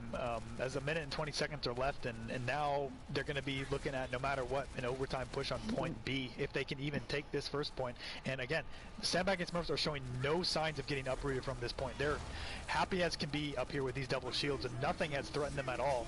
And as soon as they try to make a play, does Tater Tots, Sigma's ultimate comes out onto Reeds, takes out most of his heads. Coalescence comes out from Asbelia, and Flanagan with a very nice kill onto Thunderfarts early on. Yuki Yoshida takes advantage of the lack of immortality field to get a nice kill with a Rip Tower, and finally, and the final hour, did I mention this is final because we're only 45 seconds left on this final push, is Tater Tots taking this first point, and now they're going to be probably in overtime for the second point. Would like to have seen Blue try and get some kind of angle to catch somebody out of spawn if possible, especially with this Tracer Bomb, the Pulse Bomb, but smart to kind of wait for the team here too. Yeah, they're going to want probably a clean victory. They want to get their kills pretty close together here with the spawn advantage that Sandbagging Smurfs will have. Early Bongos comes out from Alchemist, which basically stops the fight before it started, as bad reads jet boost straight towards it, maybe trying to kill it, maybe he knew he was dead. And at this point, what you're really hoping is that Flanagan just doesn't die late, because they're waiting for Reeds to get back. And unfortunately, it's looking like the Tater Tots are going to get staggered. They're in this side room. They're trying their hardest to survive. Buttweiser's not pushing in, so they haven't died yet. Ooh, we see Blue in the flank, though. He's looking for a cheeky pulse bomb on the Thunderfarts. Oh, but I think Yuki just kind of gave that up. But he doesn't even need the pulse bomb, because Yuki Yoshida goes in at the same time, and Thunderfarts goes flying into the air, resurrected by X-Flames. In goes Immortality Field to keep most of Sandbagging Smurfs alive. Diva Bomb is completely blocked by Buttweiser. And now the Zombies on the high ground with the sights. Gets booped down by Bad Reeds, but it's just too late. Third map goes to the Sandbagging Smurfs. Yeah, I think there was maybe a little miscommunication. Yuki jumped up into that room with Blue, and that kind of caused the rest of Smurfs that were on that high ground to go turn and look. I almost wonder if Yuki hadn't jumped up there, would Blue have been able to get that pulse bomb stuck and off on one or two of the Smurf players? Yeah, I agree. It looks like Yuki conked them all away from the pulse bomb. Now, Yuki did end up killing Baptiste, but the thing is, there's a resurrection in play. So you really want pulse bomb first kill and then go for the jump grab play, or vice versa. And using a lot of your burst surprise at the same time there really worked in the favor of Sandbagging Smurfs. Tater's down bad indeed. That is rough. That is a big hit for Tater Tots' morale, as they came into the second part of that map with 5 minutes and 20 seconds left, and Sandbagging Smurfs only had about a minute, right? So the fact that Sandbagging Smurfs won that is pretty rough. That is also, though, you know, kind of just a good thing for them to. They just got to rebear back down. You know, sometimes you get a little overconfident with how much time you have, and teams can really just bunker down and hold on for as long as they need to. So I think Tater's now seeing that Sandbagging Smurfs has that capability. They know how to sort of address that issue now if that happens again on the next map, which I need to check what the next map is. You know, knowing that Sandbagging Smurfs can super bunker down like that, they'll know how to attack it a little bit better next time. We are going to Junkertown. Yeah, and I mean, 4 minutes or 5 minutes sounds like a long time, but you know, one fight is lost because you went on Farah and they were ready for it, so you reset. One fight's lost because, you know, Junkrat accidentally falls off the map. That's another 30-40 seconds off the map. And then they had that one fight where everyone was sort of do-si-doing and you know, climbing up the stairs and going back down.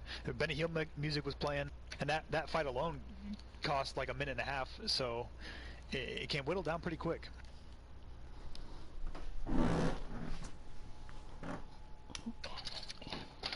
Let's see. Richard says literally Taters just need a Lucio, and they won first easy. Lucio, could definitely. I mean, you could have booped him off high ground, could have helped the speed in to catch the double shield. Bolton's Monster says he wants to see his buddy Blue in action. Blue has been in action. He's been doing very well, especially on Soldier. Dab says it's because they won Cow. Unfortunately, Cow has a 100% win rate so far in this match, so I can't disagree.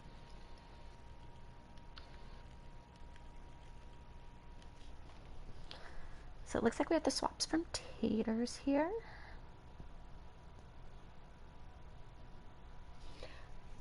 I'm going to take 2 seconds to run downstairs and just unplug my mic so you guys don't have to listen to my dogs if they bark real quick, but give me 2 seconds.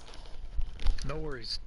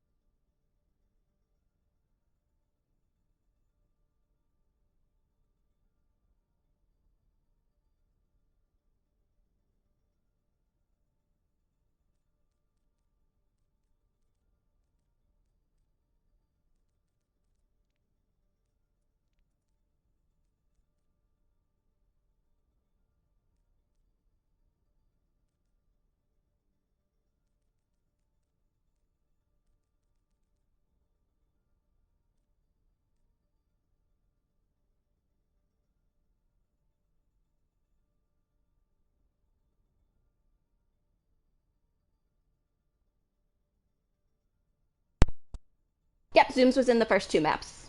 Oh, both first two? Okay, well, there you go. Zooms was getting some very naughty diva plays, bombs. I think had Oh, almost like a I remember. 4 or 5K. The Zooms. Yep, a lot of good diva bombs in general on these games, which is tricky because you typically have 1 to 2 shields in the way. Typically got an immortality field at the ready, so these divas are pretty good at finding their windows to get the multi kills. What did I miss while I was gone? Anything? Anything fun? Let's see. No, Zach likes the name Thunderfarts, my brother.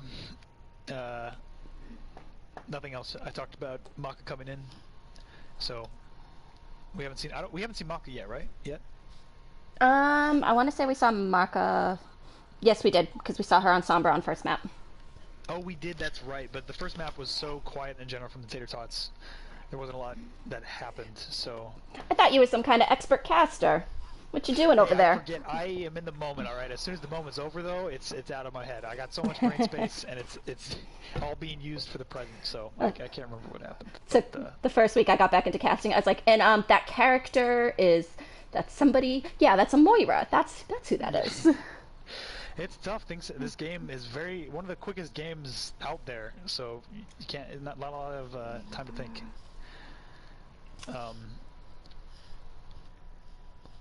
And now I forgot what. Speaking of time to think, I forgot what I was about to say, but it probably wasn't important.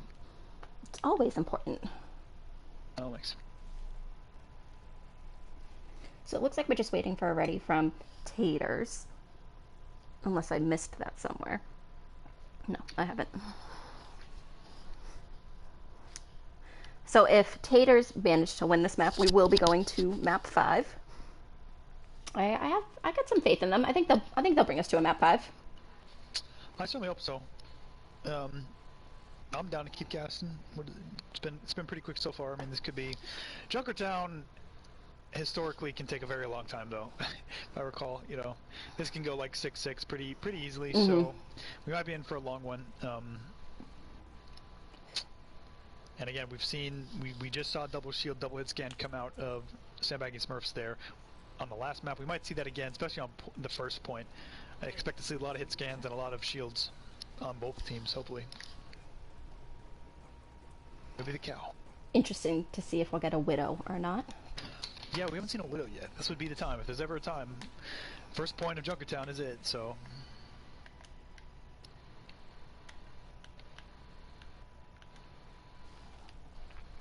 I know Zombie Dylan can play Widow.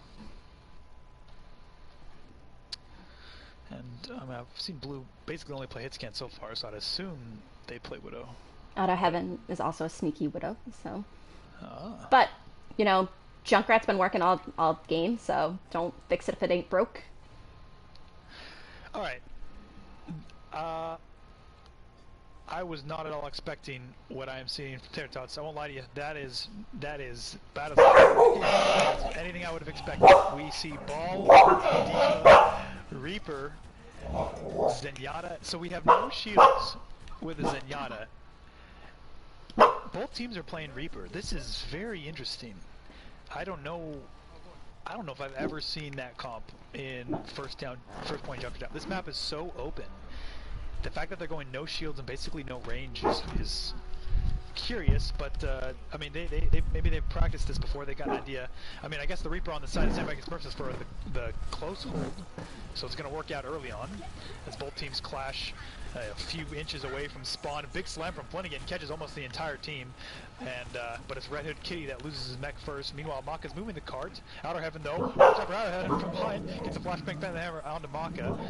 Not going to be too much of a big deal because spawn is about 5 feet away, and Flanagan ends up taking out Kazurai. Okay, so looking like Sandbagging Smurfs are going to slowly back up and cede some ground here, and Blue just sort of shoots in the middle of the entire enemy team till he's dead. So, great. But again, the spawn is still so close for Tater Tots that it's not too big of a deal. Sorry, chat, for the dogs. Oh, it's no worries. I can't hear very loud, but I think you're a lot louder for chat than I am, so... Maybe they can hear it loudly. I have no clue what's happening here, Jibba. This is not anything I've ever seen in my entire life on this map. They are brawling.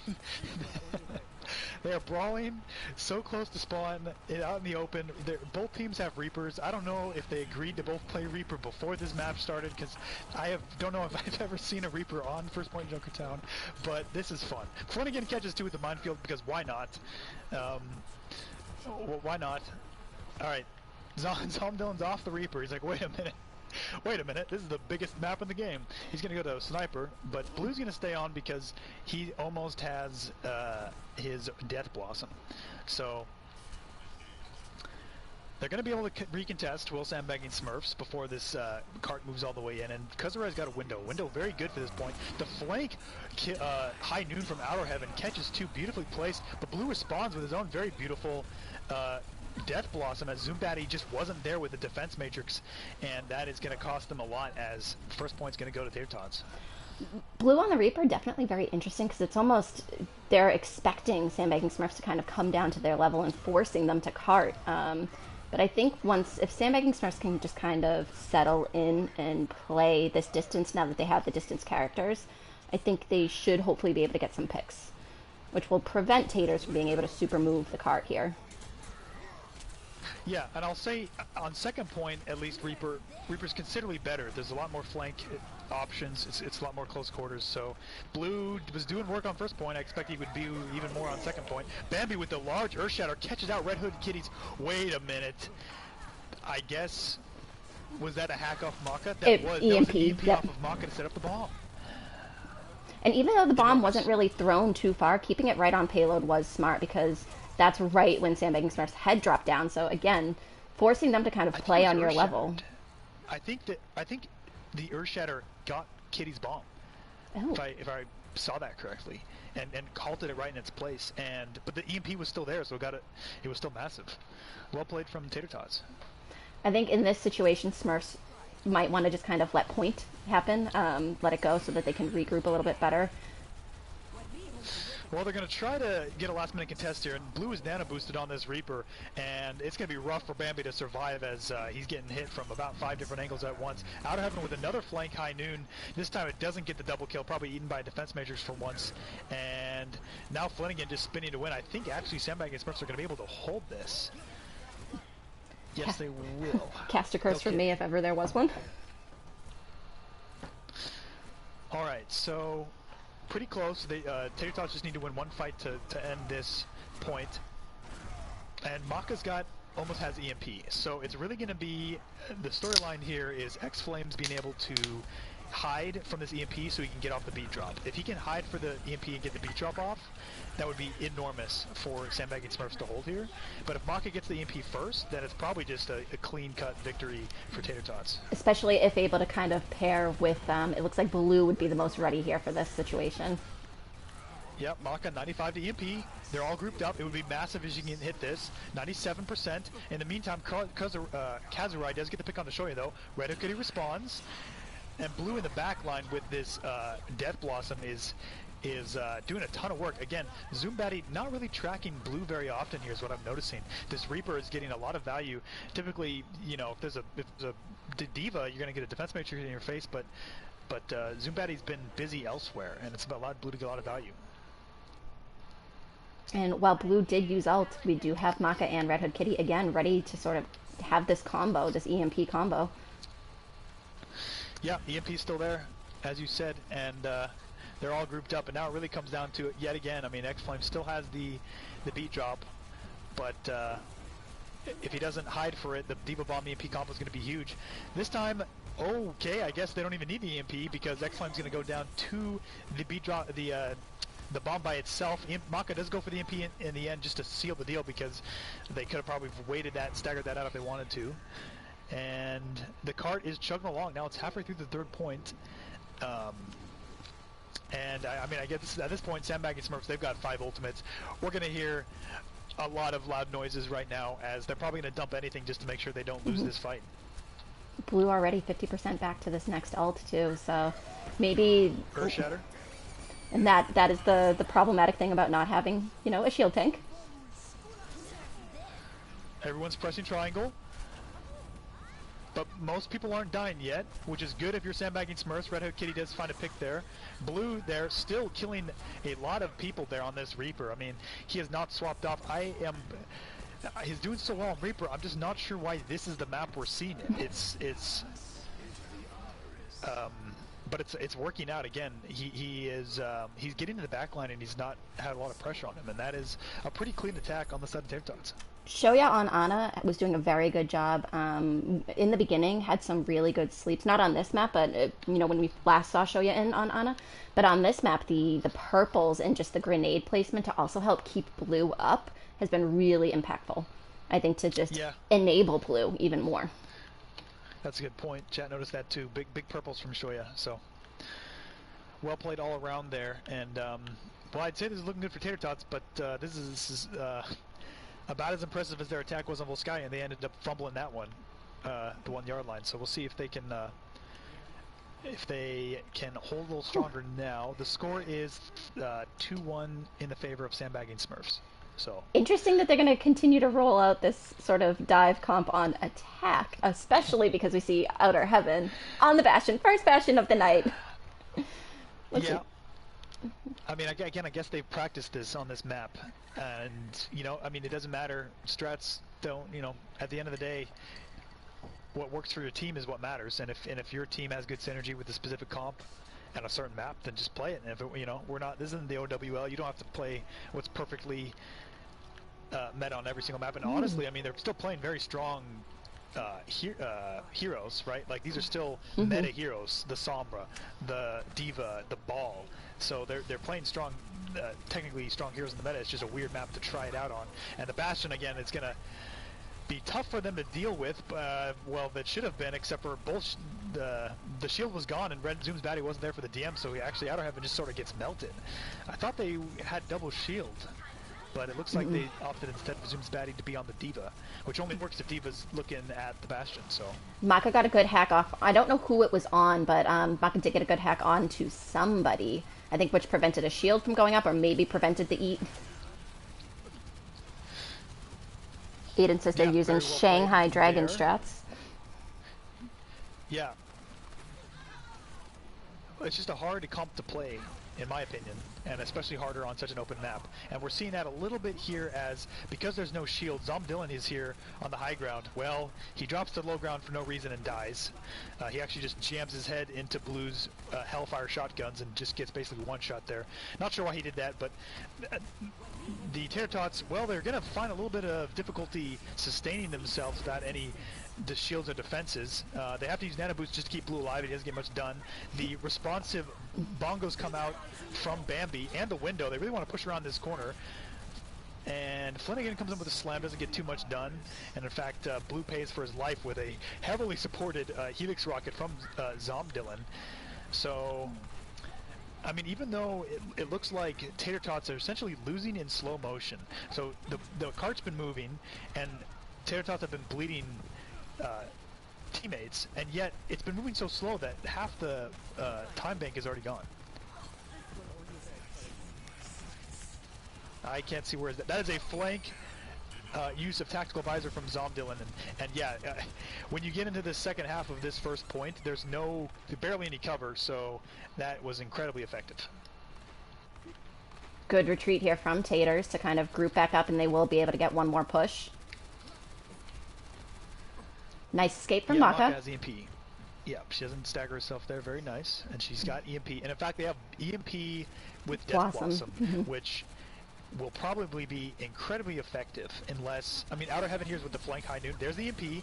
But they need to touch. Her, Death Blossom comes in, but it's so delayed that Outer Heaven's able to get a double kill there. It looks like a little bit off-timed. It looks like the EMP could have been waited a few more seconds because there was a fair deal of delay before the team followed up.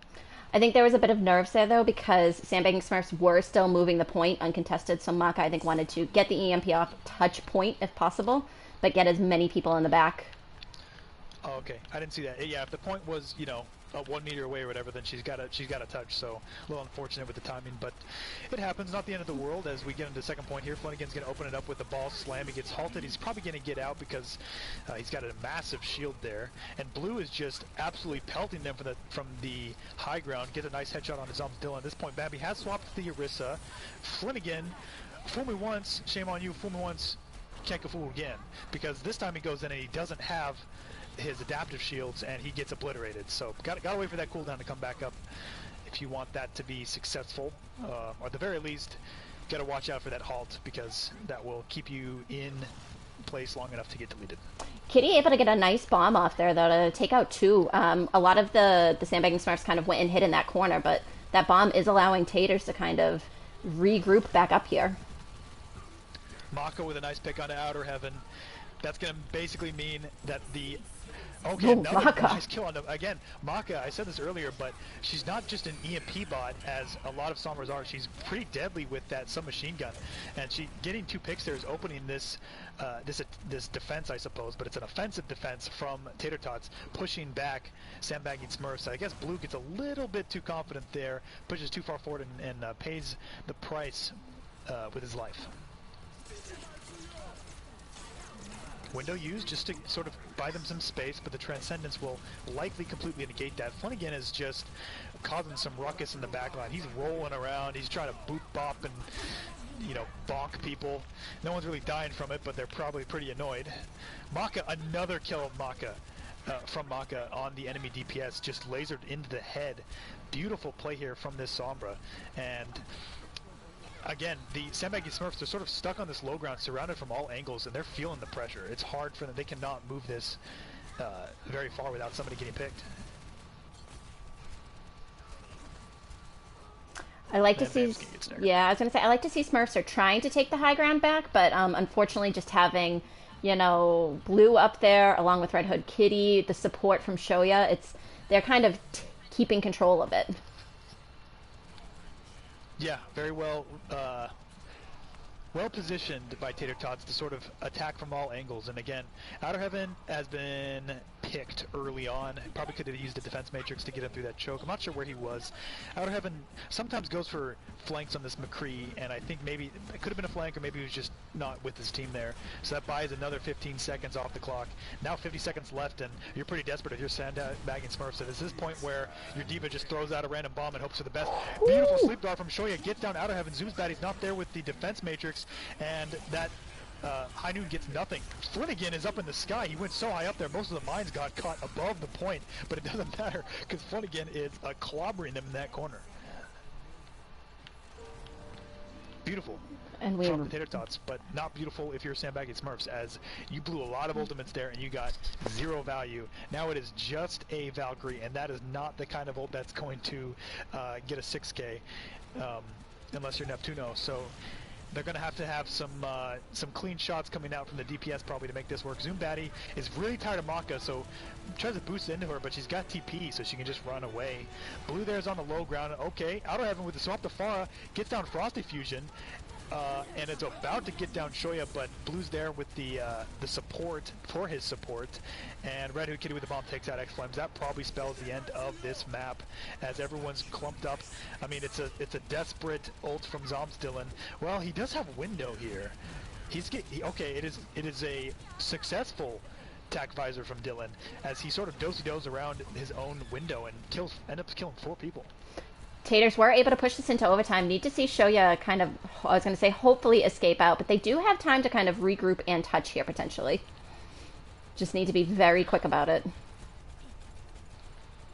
Zomsdillen, yet again, being the overtime hero that his team needs, yet again, just like Eichenwald, right when they need him the most, he comes in there and he lands the shots they need. He gets these quadra kills that is really giving Sandbagging Smurfs a breath of life here. Transcendence comes out from Frosty Fusion to get some presence onto the point, but as soon as that's over, Zoom's Baddie's going to go in with the bomb to take out Frosty Fusion. Flanagan, though, he's up in the sky. He's flying out. He ends up killing Outer Heaven. Blue's there now with his own tag visor. He drops to low ground just to try to get the picks that he needs, and it's probably going to be enough, as now it's just Zoom's Baddie. Nano Boost comes out onto Blue, and map 4 goes to Tater Tots. 2-2, we're going to map 5. again, kind of what we talked about a little bit from Volskaya, Taters did not, get overconfident with their time banks this time. They played aggressively. Those comps, while very strange and on a long distance map you think wouldn't work, sometimes something chaotic like that does work completely. Yep. Yeah, so much laugh. It's an interesting comp, interesting play pattern. The fact that they just sort of brawled for minutes at the choke there, or at the spawn, was interesting. But it's fun, it's exciting, and yeah, I mean, Blue played the Reaper very well. He stuck on it and definitely got value. So good map all around. And to Busan we go. It's Shanghai meta. But see, if you go like the shields and the hit scans like they did, so Blue tried to play Reaper on Volskaya, and he could never make it to the team because the team was bunkered up and he got obliterated. Anybody who even looked got obliterated by the double shield, double hit scan. And that was on Volskaya where there's less range and more like flanks. If you're doing that on first point Junkertown, you've got more open space to deal with. It's even harder for the Reaper to get value. So that's why I'm surprised after it failed on Volskaya, they decided that Junkertown was the place to try. But hey, it worked out. So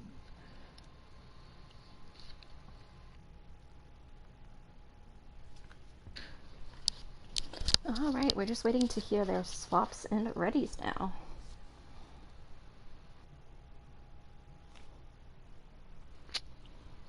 Dab says Busan gross. I disagree. I think Busan is fun to watch.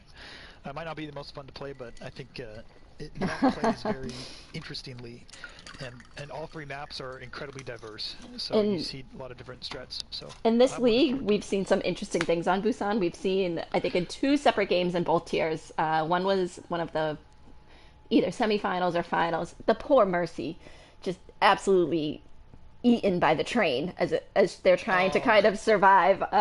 So it has made for Busan has made for some funny memes in this league. oh yeah. It's why is it always the poor Mercy? I feel like every time I see someone get splattered by a train, it's a poor Mercy trying to Guardian Angel jump off to safety and Desperately calling for somebody to please come pick me up. yeah. The hard way. Well, hopefully they can avoid that this time around. Dabrella says she likes the one with the drum, actually. Okay. Also, a very hard map to cast around. I dislike that one. Yeah, that one's very open. That one's tough to survive, especially if you don't have shields.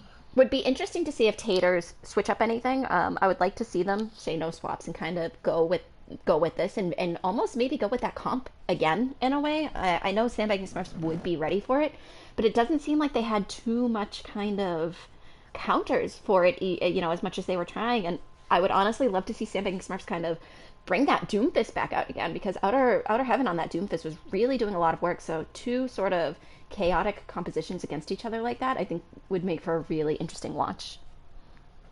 I agree. I agree. Tater Tots were having serious trouble containing the Doomfist, and it looks like Blue is a lot more effective on the Soldier.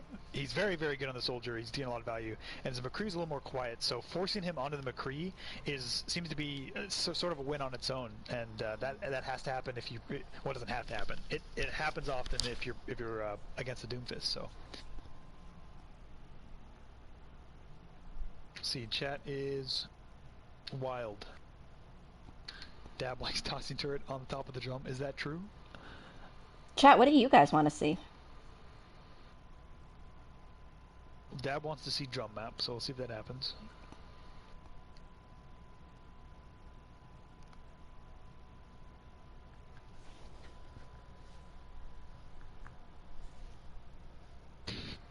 Zach's #1 fan of a certain player back in for Sandbagging Smurfs.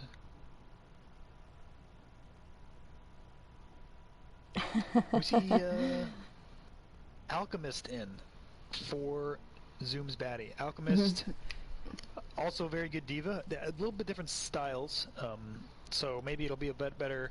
I think maybe Blue's gonna try the Reaper again because it works so well there. So maybe sub in a different diva who Zoom's baddie seems to be kind of an aggressive diva, looking for big plays and deletes and sort of like a DPS diva, which works out very well, but not a lot of peel for the Reaper that we saw there. So maybe Alchemist will be more of a backline defensive diva that Sandbagging Smurfs need at the moment. Maybe, maybe not though, because if Butt plays super aggressively like he is known for, Bambi knows how to kind of ping pong between being aggressive and not aggressive, which allows Zooms to be more aggressive. But if Butt is playing that sort of very aggressive Rhine, Alchemist is gonna have to be with him in order to kind of help bail him out of any potential situations. That is true. Yeah, can't be at both places at once. So all comes down to how much pressure Buttweiser is facing, I suppose, against the front line of Tater Tots. And kind of one thing I noticed about Sandbagging Smurfs, which is very good, they do play very sort of grouped up together, but that's where Blue can kind of excel, especially as the Reaper. If you get the Diva out of mech and you get the other tank down or the shield down, that whole team is going to feel the effects of, a Death Blossom. Yep. Yep. Definitely. Okay, we're hearing Alchemist usually plays aggressive with Butt. Okay. Well, I mean, the other option is if you can just speed in and kill more of the enemy backline before Reaper kills yours, that can also work. Flanagan's out. Flanagan's actually to support. Oh, to support. All right, interesting. So Flanagan, there's one thing we know about Flanagan that I know now, is that he likes to get in there. He likes to brawl. He likes to fight. He wants to be fighting. So we'll see how that translates to support. I think, yeah, he looked pretty comfortable on the ball in terms of his play style, as he could, go in and not immediately die with the adaptive shields, and he got the mobility to get out. So as opposed to Reinhardt, who kind of gets punished more for that. So I wonder what, do you know what supports he plays? I don't. For a second there, I thought maybe he was the Zen on Eichenwald, but I don't think he was. I'm trying to figure out who the Zen on Eichenwald was. I think it was Frosty Fusion. Yeah, it was Frosty. Yeah. Yep. Yeah, no, Flynn was Reinhardt. Let's take a quick look at career profile and see. Looks like we have a Lucio player here for this season, at the very least. A little bit of Mercy, some Brig, some Zen. This season's a little hard to tell. Right. I'd expect Lucio, especially, I mean, it's on a control map. Lucio's typically, this is where he's best. Helps get the point first, helps with the environmental kills.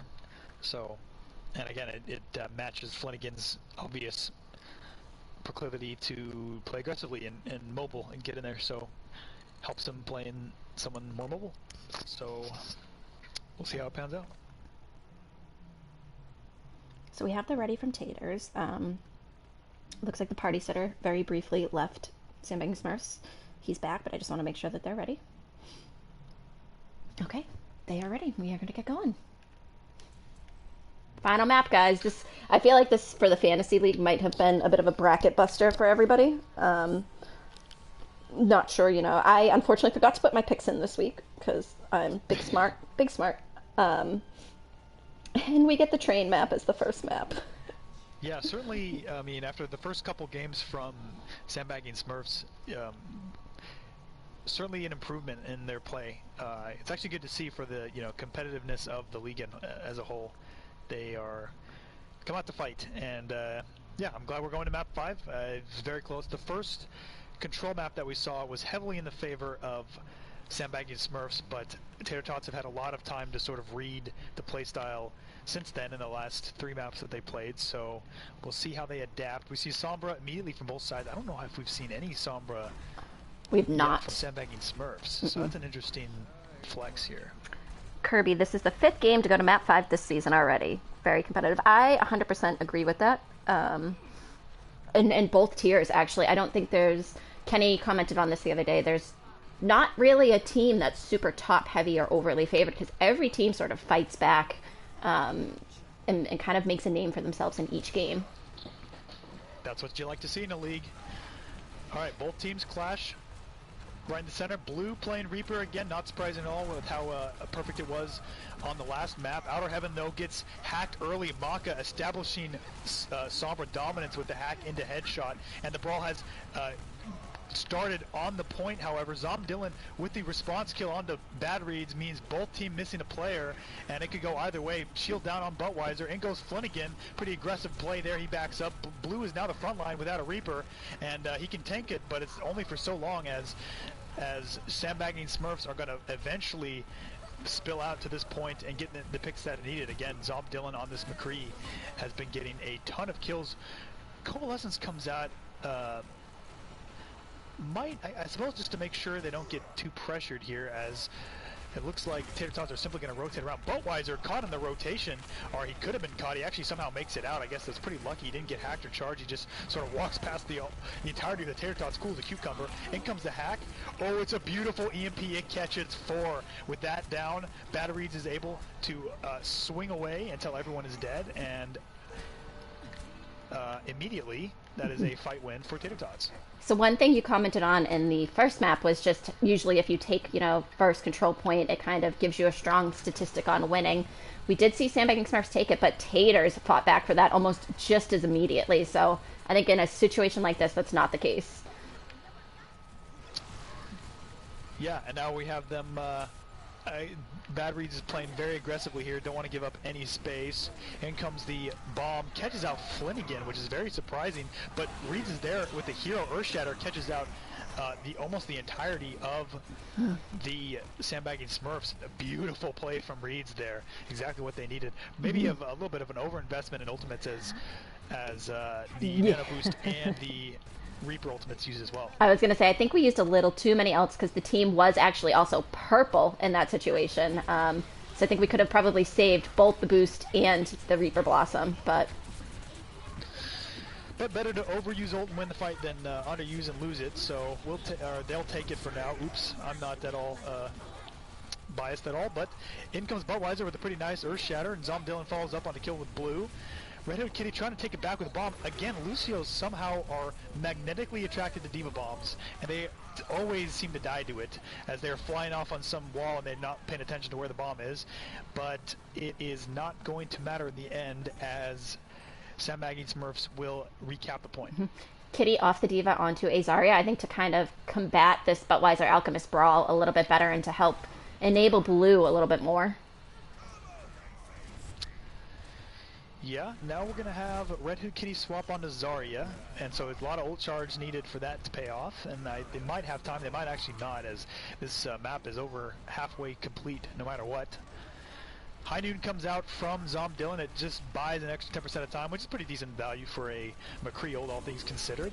Looks like Dragon Strike comes out, and uh-oh, we got a Boostio in the back line, and that is just a distraction as Maka's actually the one getting the kill onto Outer Heaven. X-Flames kills Reads, but with how much aggressive DPS we have out of Tater Tots, they're going to be able to probably flip this point. Interesting. Do you think that Boostio was a mistake? I think that was just maybe a little bit of that auto aim, that goes to the wrong characters. But it did create a distraction. So. It worked out. It's what he loves. He loves to be nanoed, that Flanagan does, because he went right in there and he certainly bought the space needed.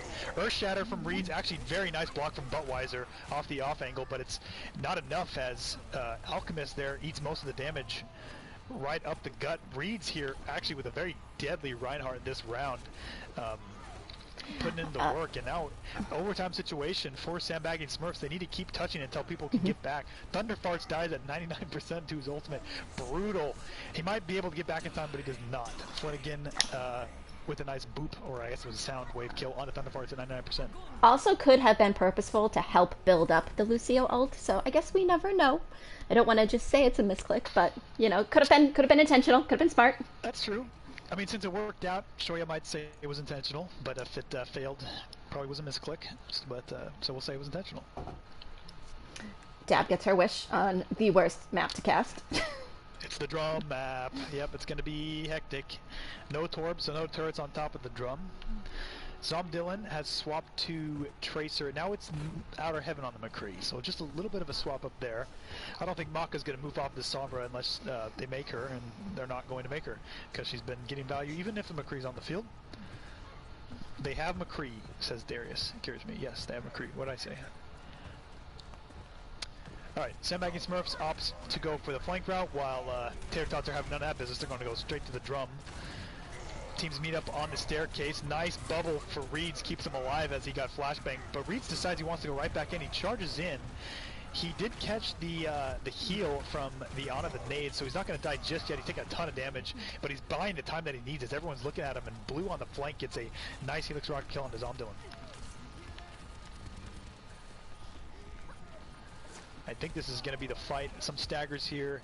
Blue on the Soldier. This entire match has been a force to be reckoned with, really. I think there's Blue on the Soldier, Mach on the Sombra. This combo is really the bread and butter of the Tater Tots here. Yeah, this is definitely something that you can obviously tell that they have practiced, but it's definitely something that they need to kind of keep in these games very consistently because it's creating a lot of pressure. Yeah, hard to counter. Alright, well, it looks like this time Sandbagging Smurfs are going to X and A the whole flank thing and go straight to the point because that works so well for Tater Tots. Huge purple from Shoya makes the entirety of Sandbagging Smurfs back up. That is back-breaking as Outer Heaven can't even make it out of there. And now, with one kill down, Nano Boost comes on to Reeds. The response coalescence means that Reeds got to play a little bit safe, but not too safe, as EMP from Maka catches almost the whole team. And in fact, Blue probably didn't even have to use Visor there as that fight was over. Somebody ban Zachary from the chat, please.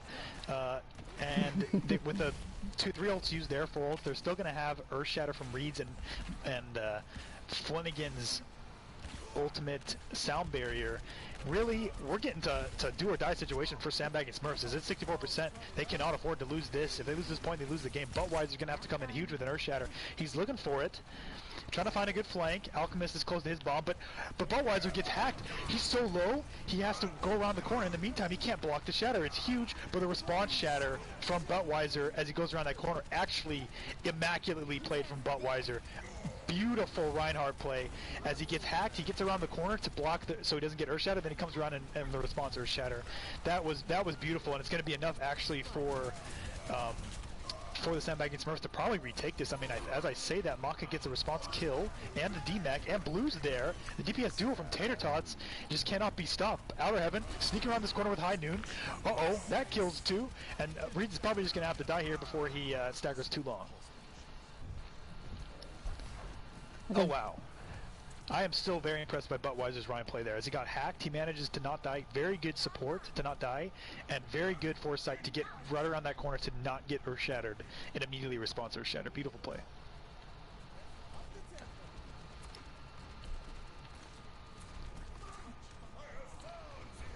Well, it looks like they're playing a lot slower now, as I think Tater Tots know all they need to do is get 6 ults and they'll win the game. Mm-hmm. They almost have Grav and EMP, and if they grab EMP and Thunderfarts gets caught in it and he can't get the Coalescence, the game's just over. And in fact, they don't even need EMP. Maka's so deadly, another boostio. Fights even starts. It's another boostio.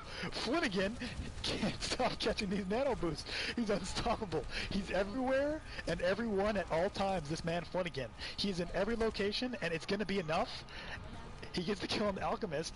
99%. Well, everyone overtime is proc just because of that 99%. Dylan is desperate. He's going to go in. He reprocs overtime. He's going to have to get a major kill, but he doesn't. And in fact, the Graviton Storm stops X-Flames from touching. Just barely. He barely touches at the last second. He's buying as much time as he can, but I think that's it. I don't think anyone else can touch. Alchemist is going to go for it. He cannot touch, and the map and the entire match goes to Tater Tots. That second boostio now definitely has me questioning: is this purposeful or not? I mean, it's working. Flanagan is everywhere. He's always in it, and I guess it doesn't matter if they still win. But okay, this is a beautiful Earth Shadow by Reeds. Beautiful play here. Reeds that Buttweiser is trying to get a bit of an off angle on him, so he shatters the rest of the team. And well played by both teams. An interesting little arc there, as the first control map was heavily in favor of the Sandbagging Smurfs, and then the second one at the end was a complete reverse, where it was heavily in favor of Tater Tots. Okay, so we have now asked for MVPs, so it looks like we will be seeing what the teams have to say. Yeah, well played. I mean, that's a brutal brutal loss for Sandbagging Smurfs. I mean, especially since they were 0-2. This was really would have been their way back. I mean, the season's of course far from over, and what it shows is that Sandbagging Smurfs can certainly compete, and so anything can happen. They make it to playoff. Do all team? What's the cutoff for playoffs? Do you know? That I do not know entirely. Kind of is going to end up depending. Might be a little tough, but hopefully they still have a chance. Starting 0-3, I'm not sure how many matches they have, but they definitely can compete as they took Tater Tots to the very brink there. So well played on both sides. We have chat giving their thoughts on who the MVP is. Aiden says Reed or Flynn. Zach says Maka, Shoya Reeds. We're seeing a lot of Reeds and Flynn and Maka love. 6 teams make the playoffs, says Mr. Game Kirby. Okay, so they still probably have a chance. They're going to have to,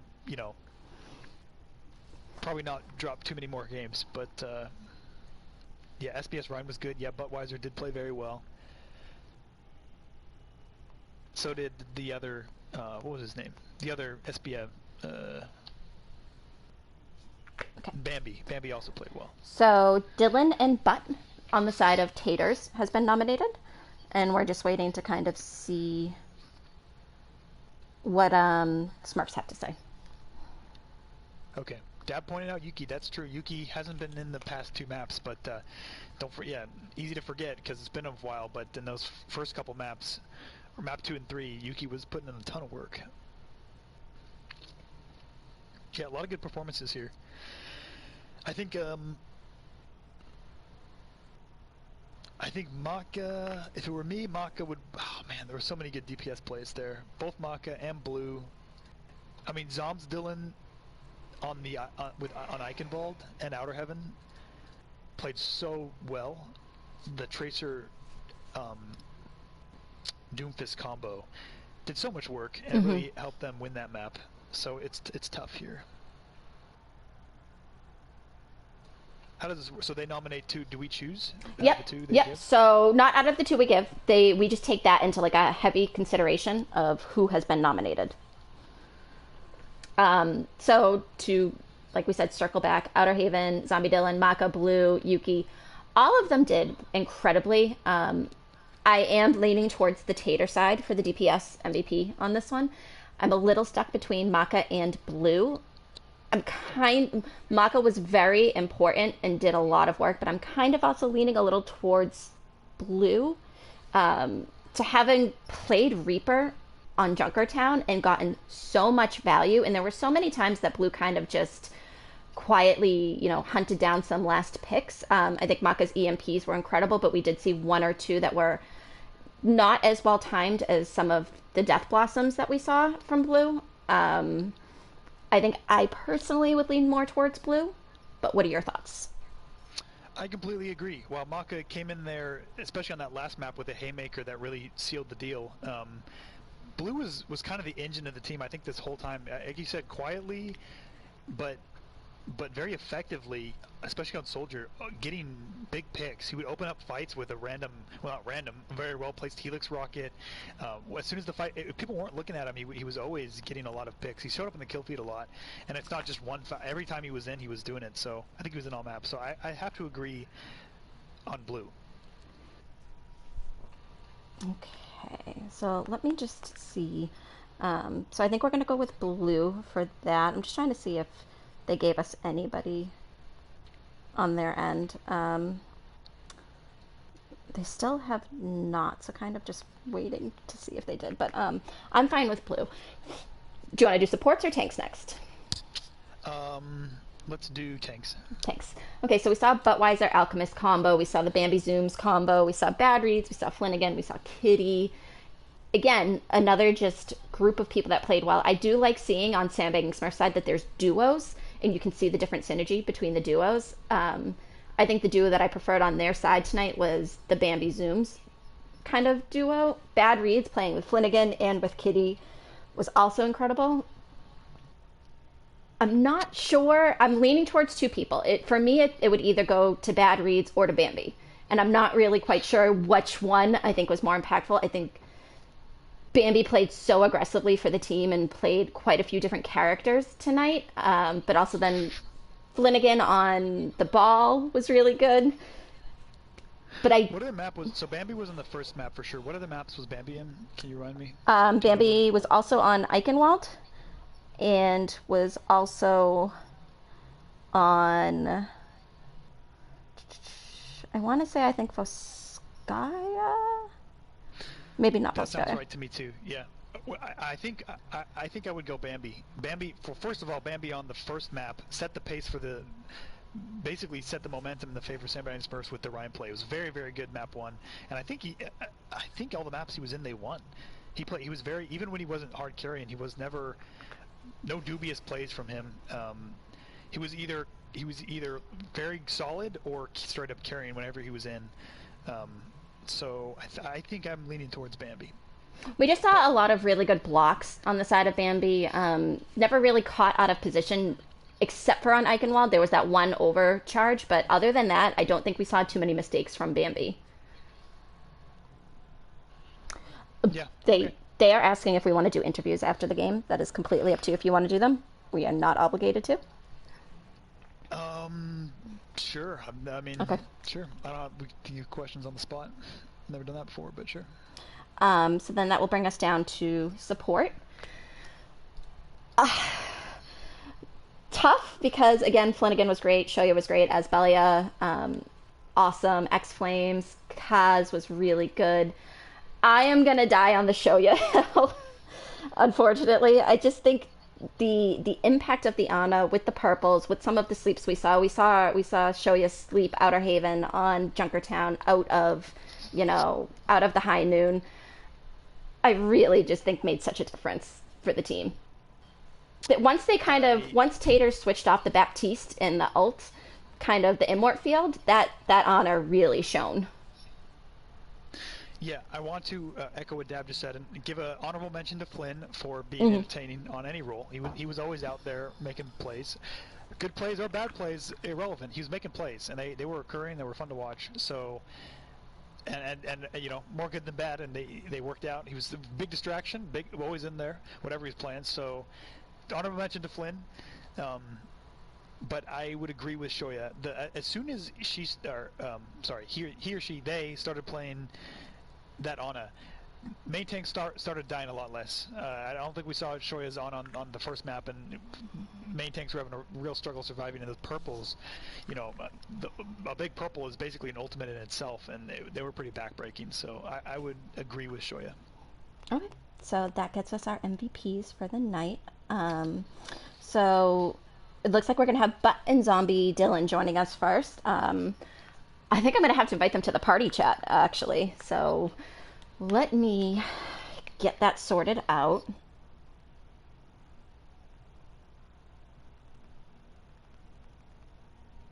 This will be a second.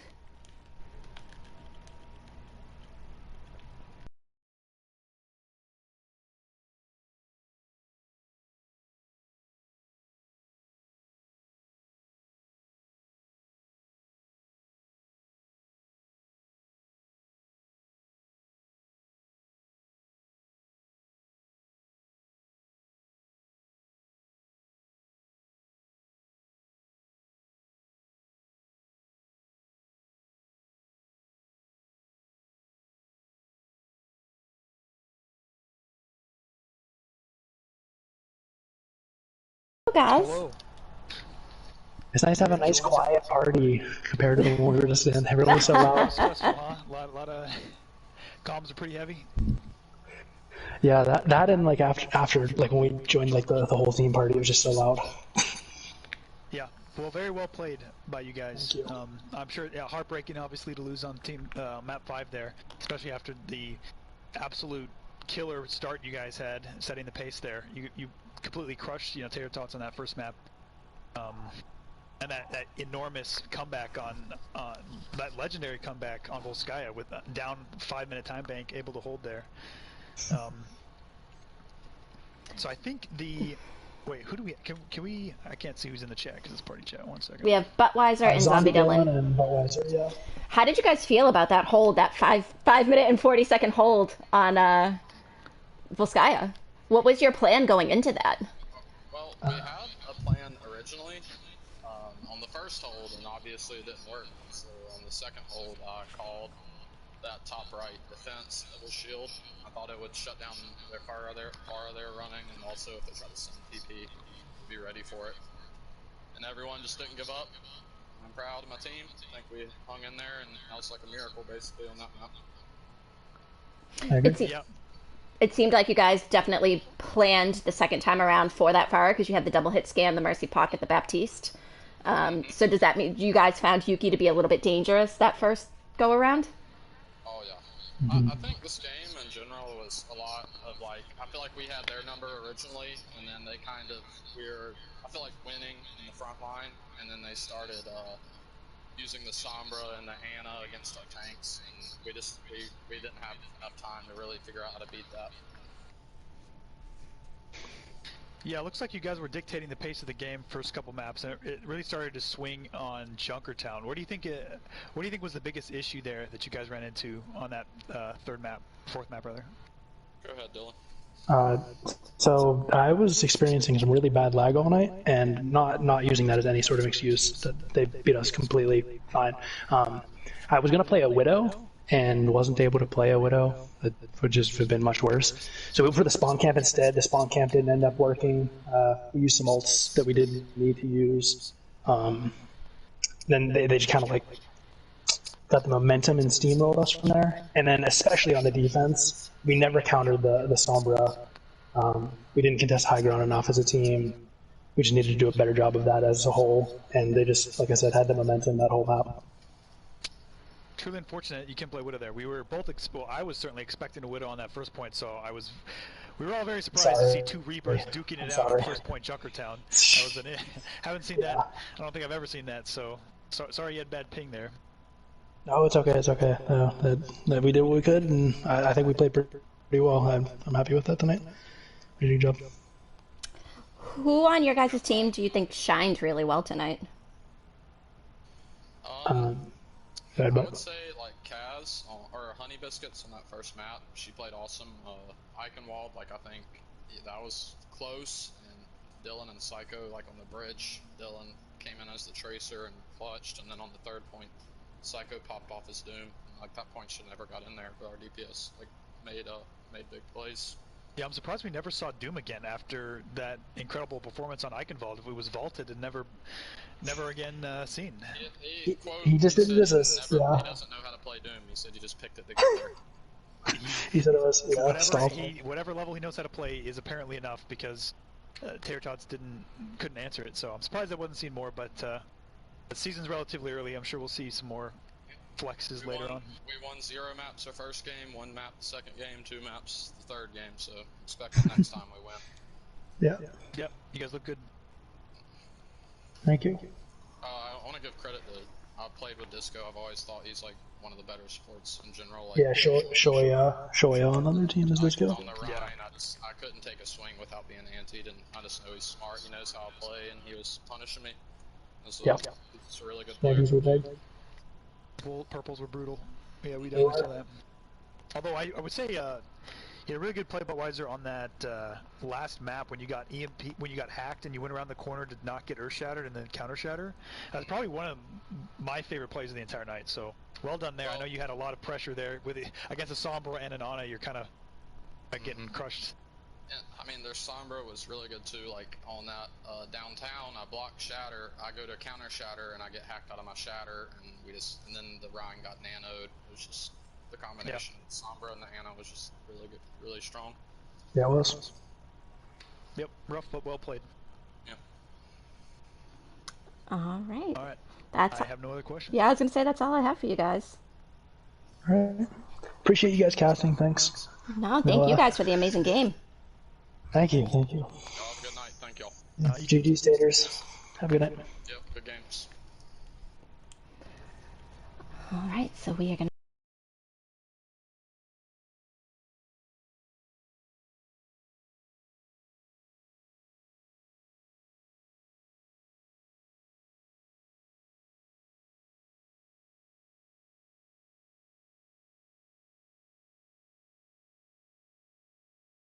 I can add her right quick.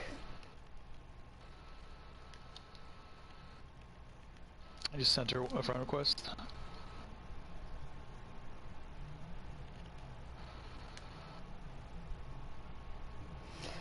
The joys of having to do interviews when there's a team chat bug.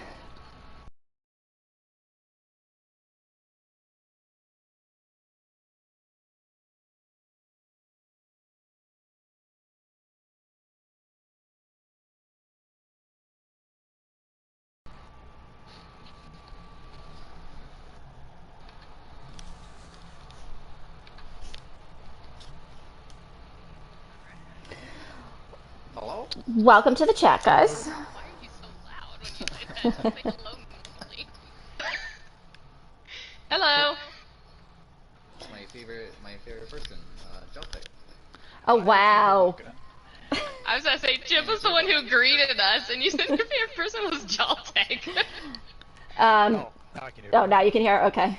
So, guys, how do you feel after tonight? It was a very long, hard-fought game, going 3-2.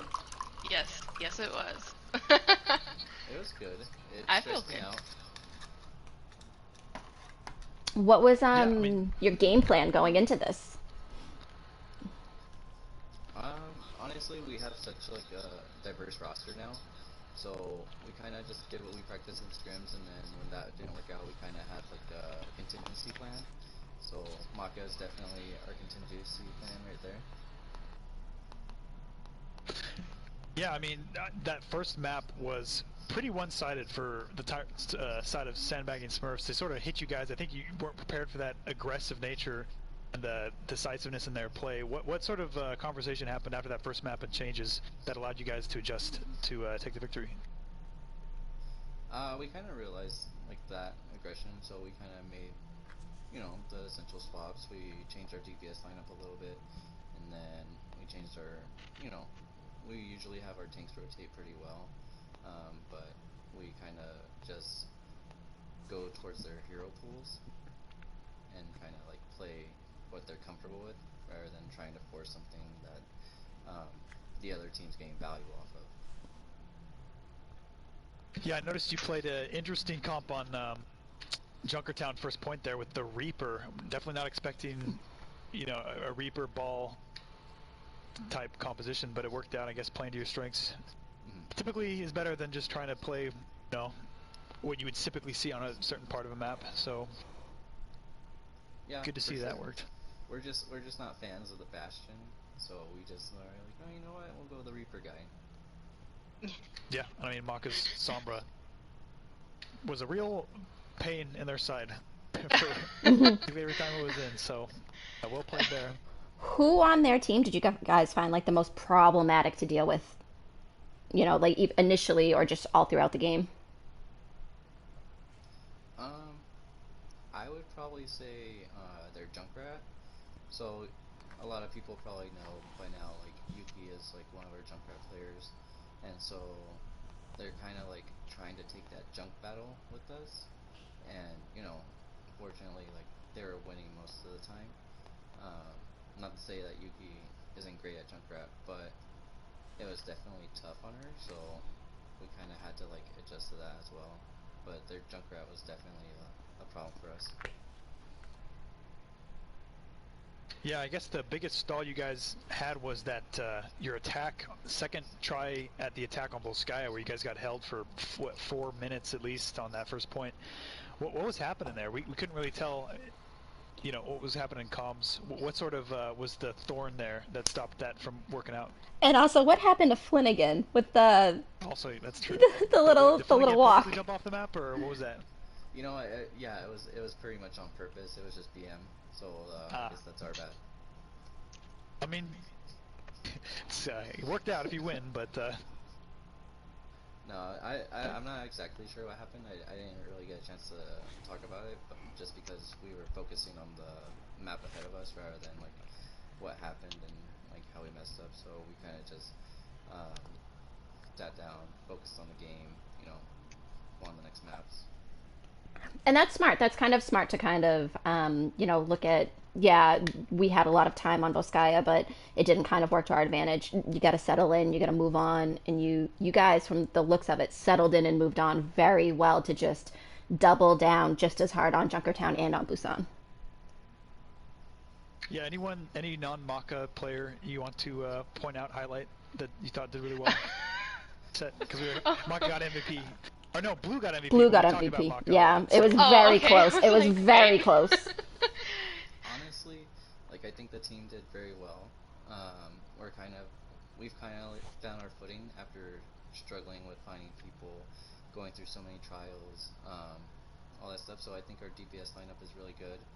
We're able to like be flexible, cover each other's hero pools. So Maka, Blue, Reed, Flynn, Kitty, Emmy, like all of our team, like they're all pretty much shock callers, and they all like complement each other.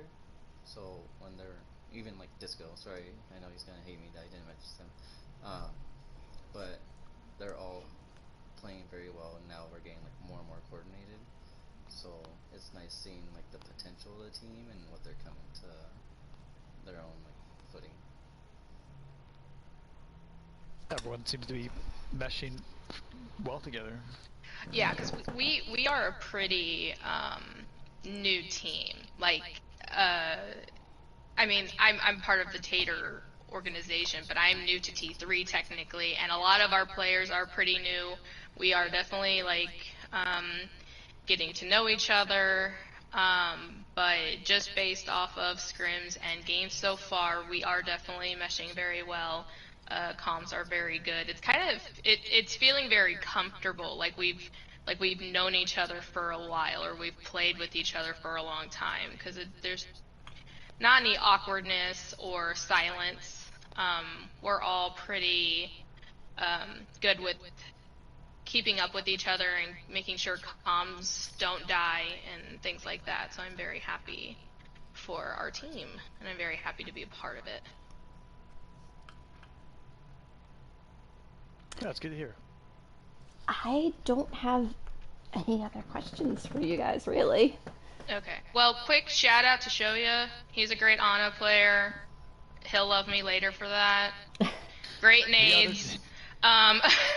Sandbagging Smurfs also shouted out Shoya, so. So Okay, I well, guess yeah. we picked a good All right. MVP for that one then, at least. Yeah, doing a lot of work there. Okay. Well, he cannot say that he did not get enough love tonight then. Yep. Cool. Thank you guys so much for casting our game. I really do appreciate it. Of course, anytime. I love the Fun Jibba. matches. Alright, see you guys. Have a great night, guys. Good night. All right. Well, very fun match to cast. Thank you, Jibba, for casting with me. You did much better than I did on the camera when I'm alone, so. Thank you, as always, for joining me. Chat, at some point later this week coming up, there are more games. I'm going to try and quickly check.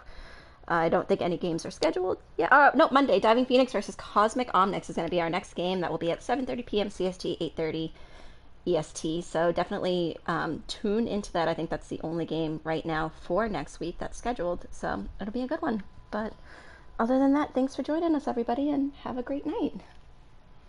Bye, everyone.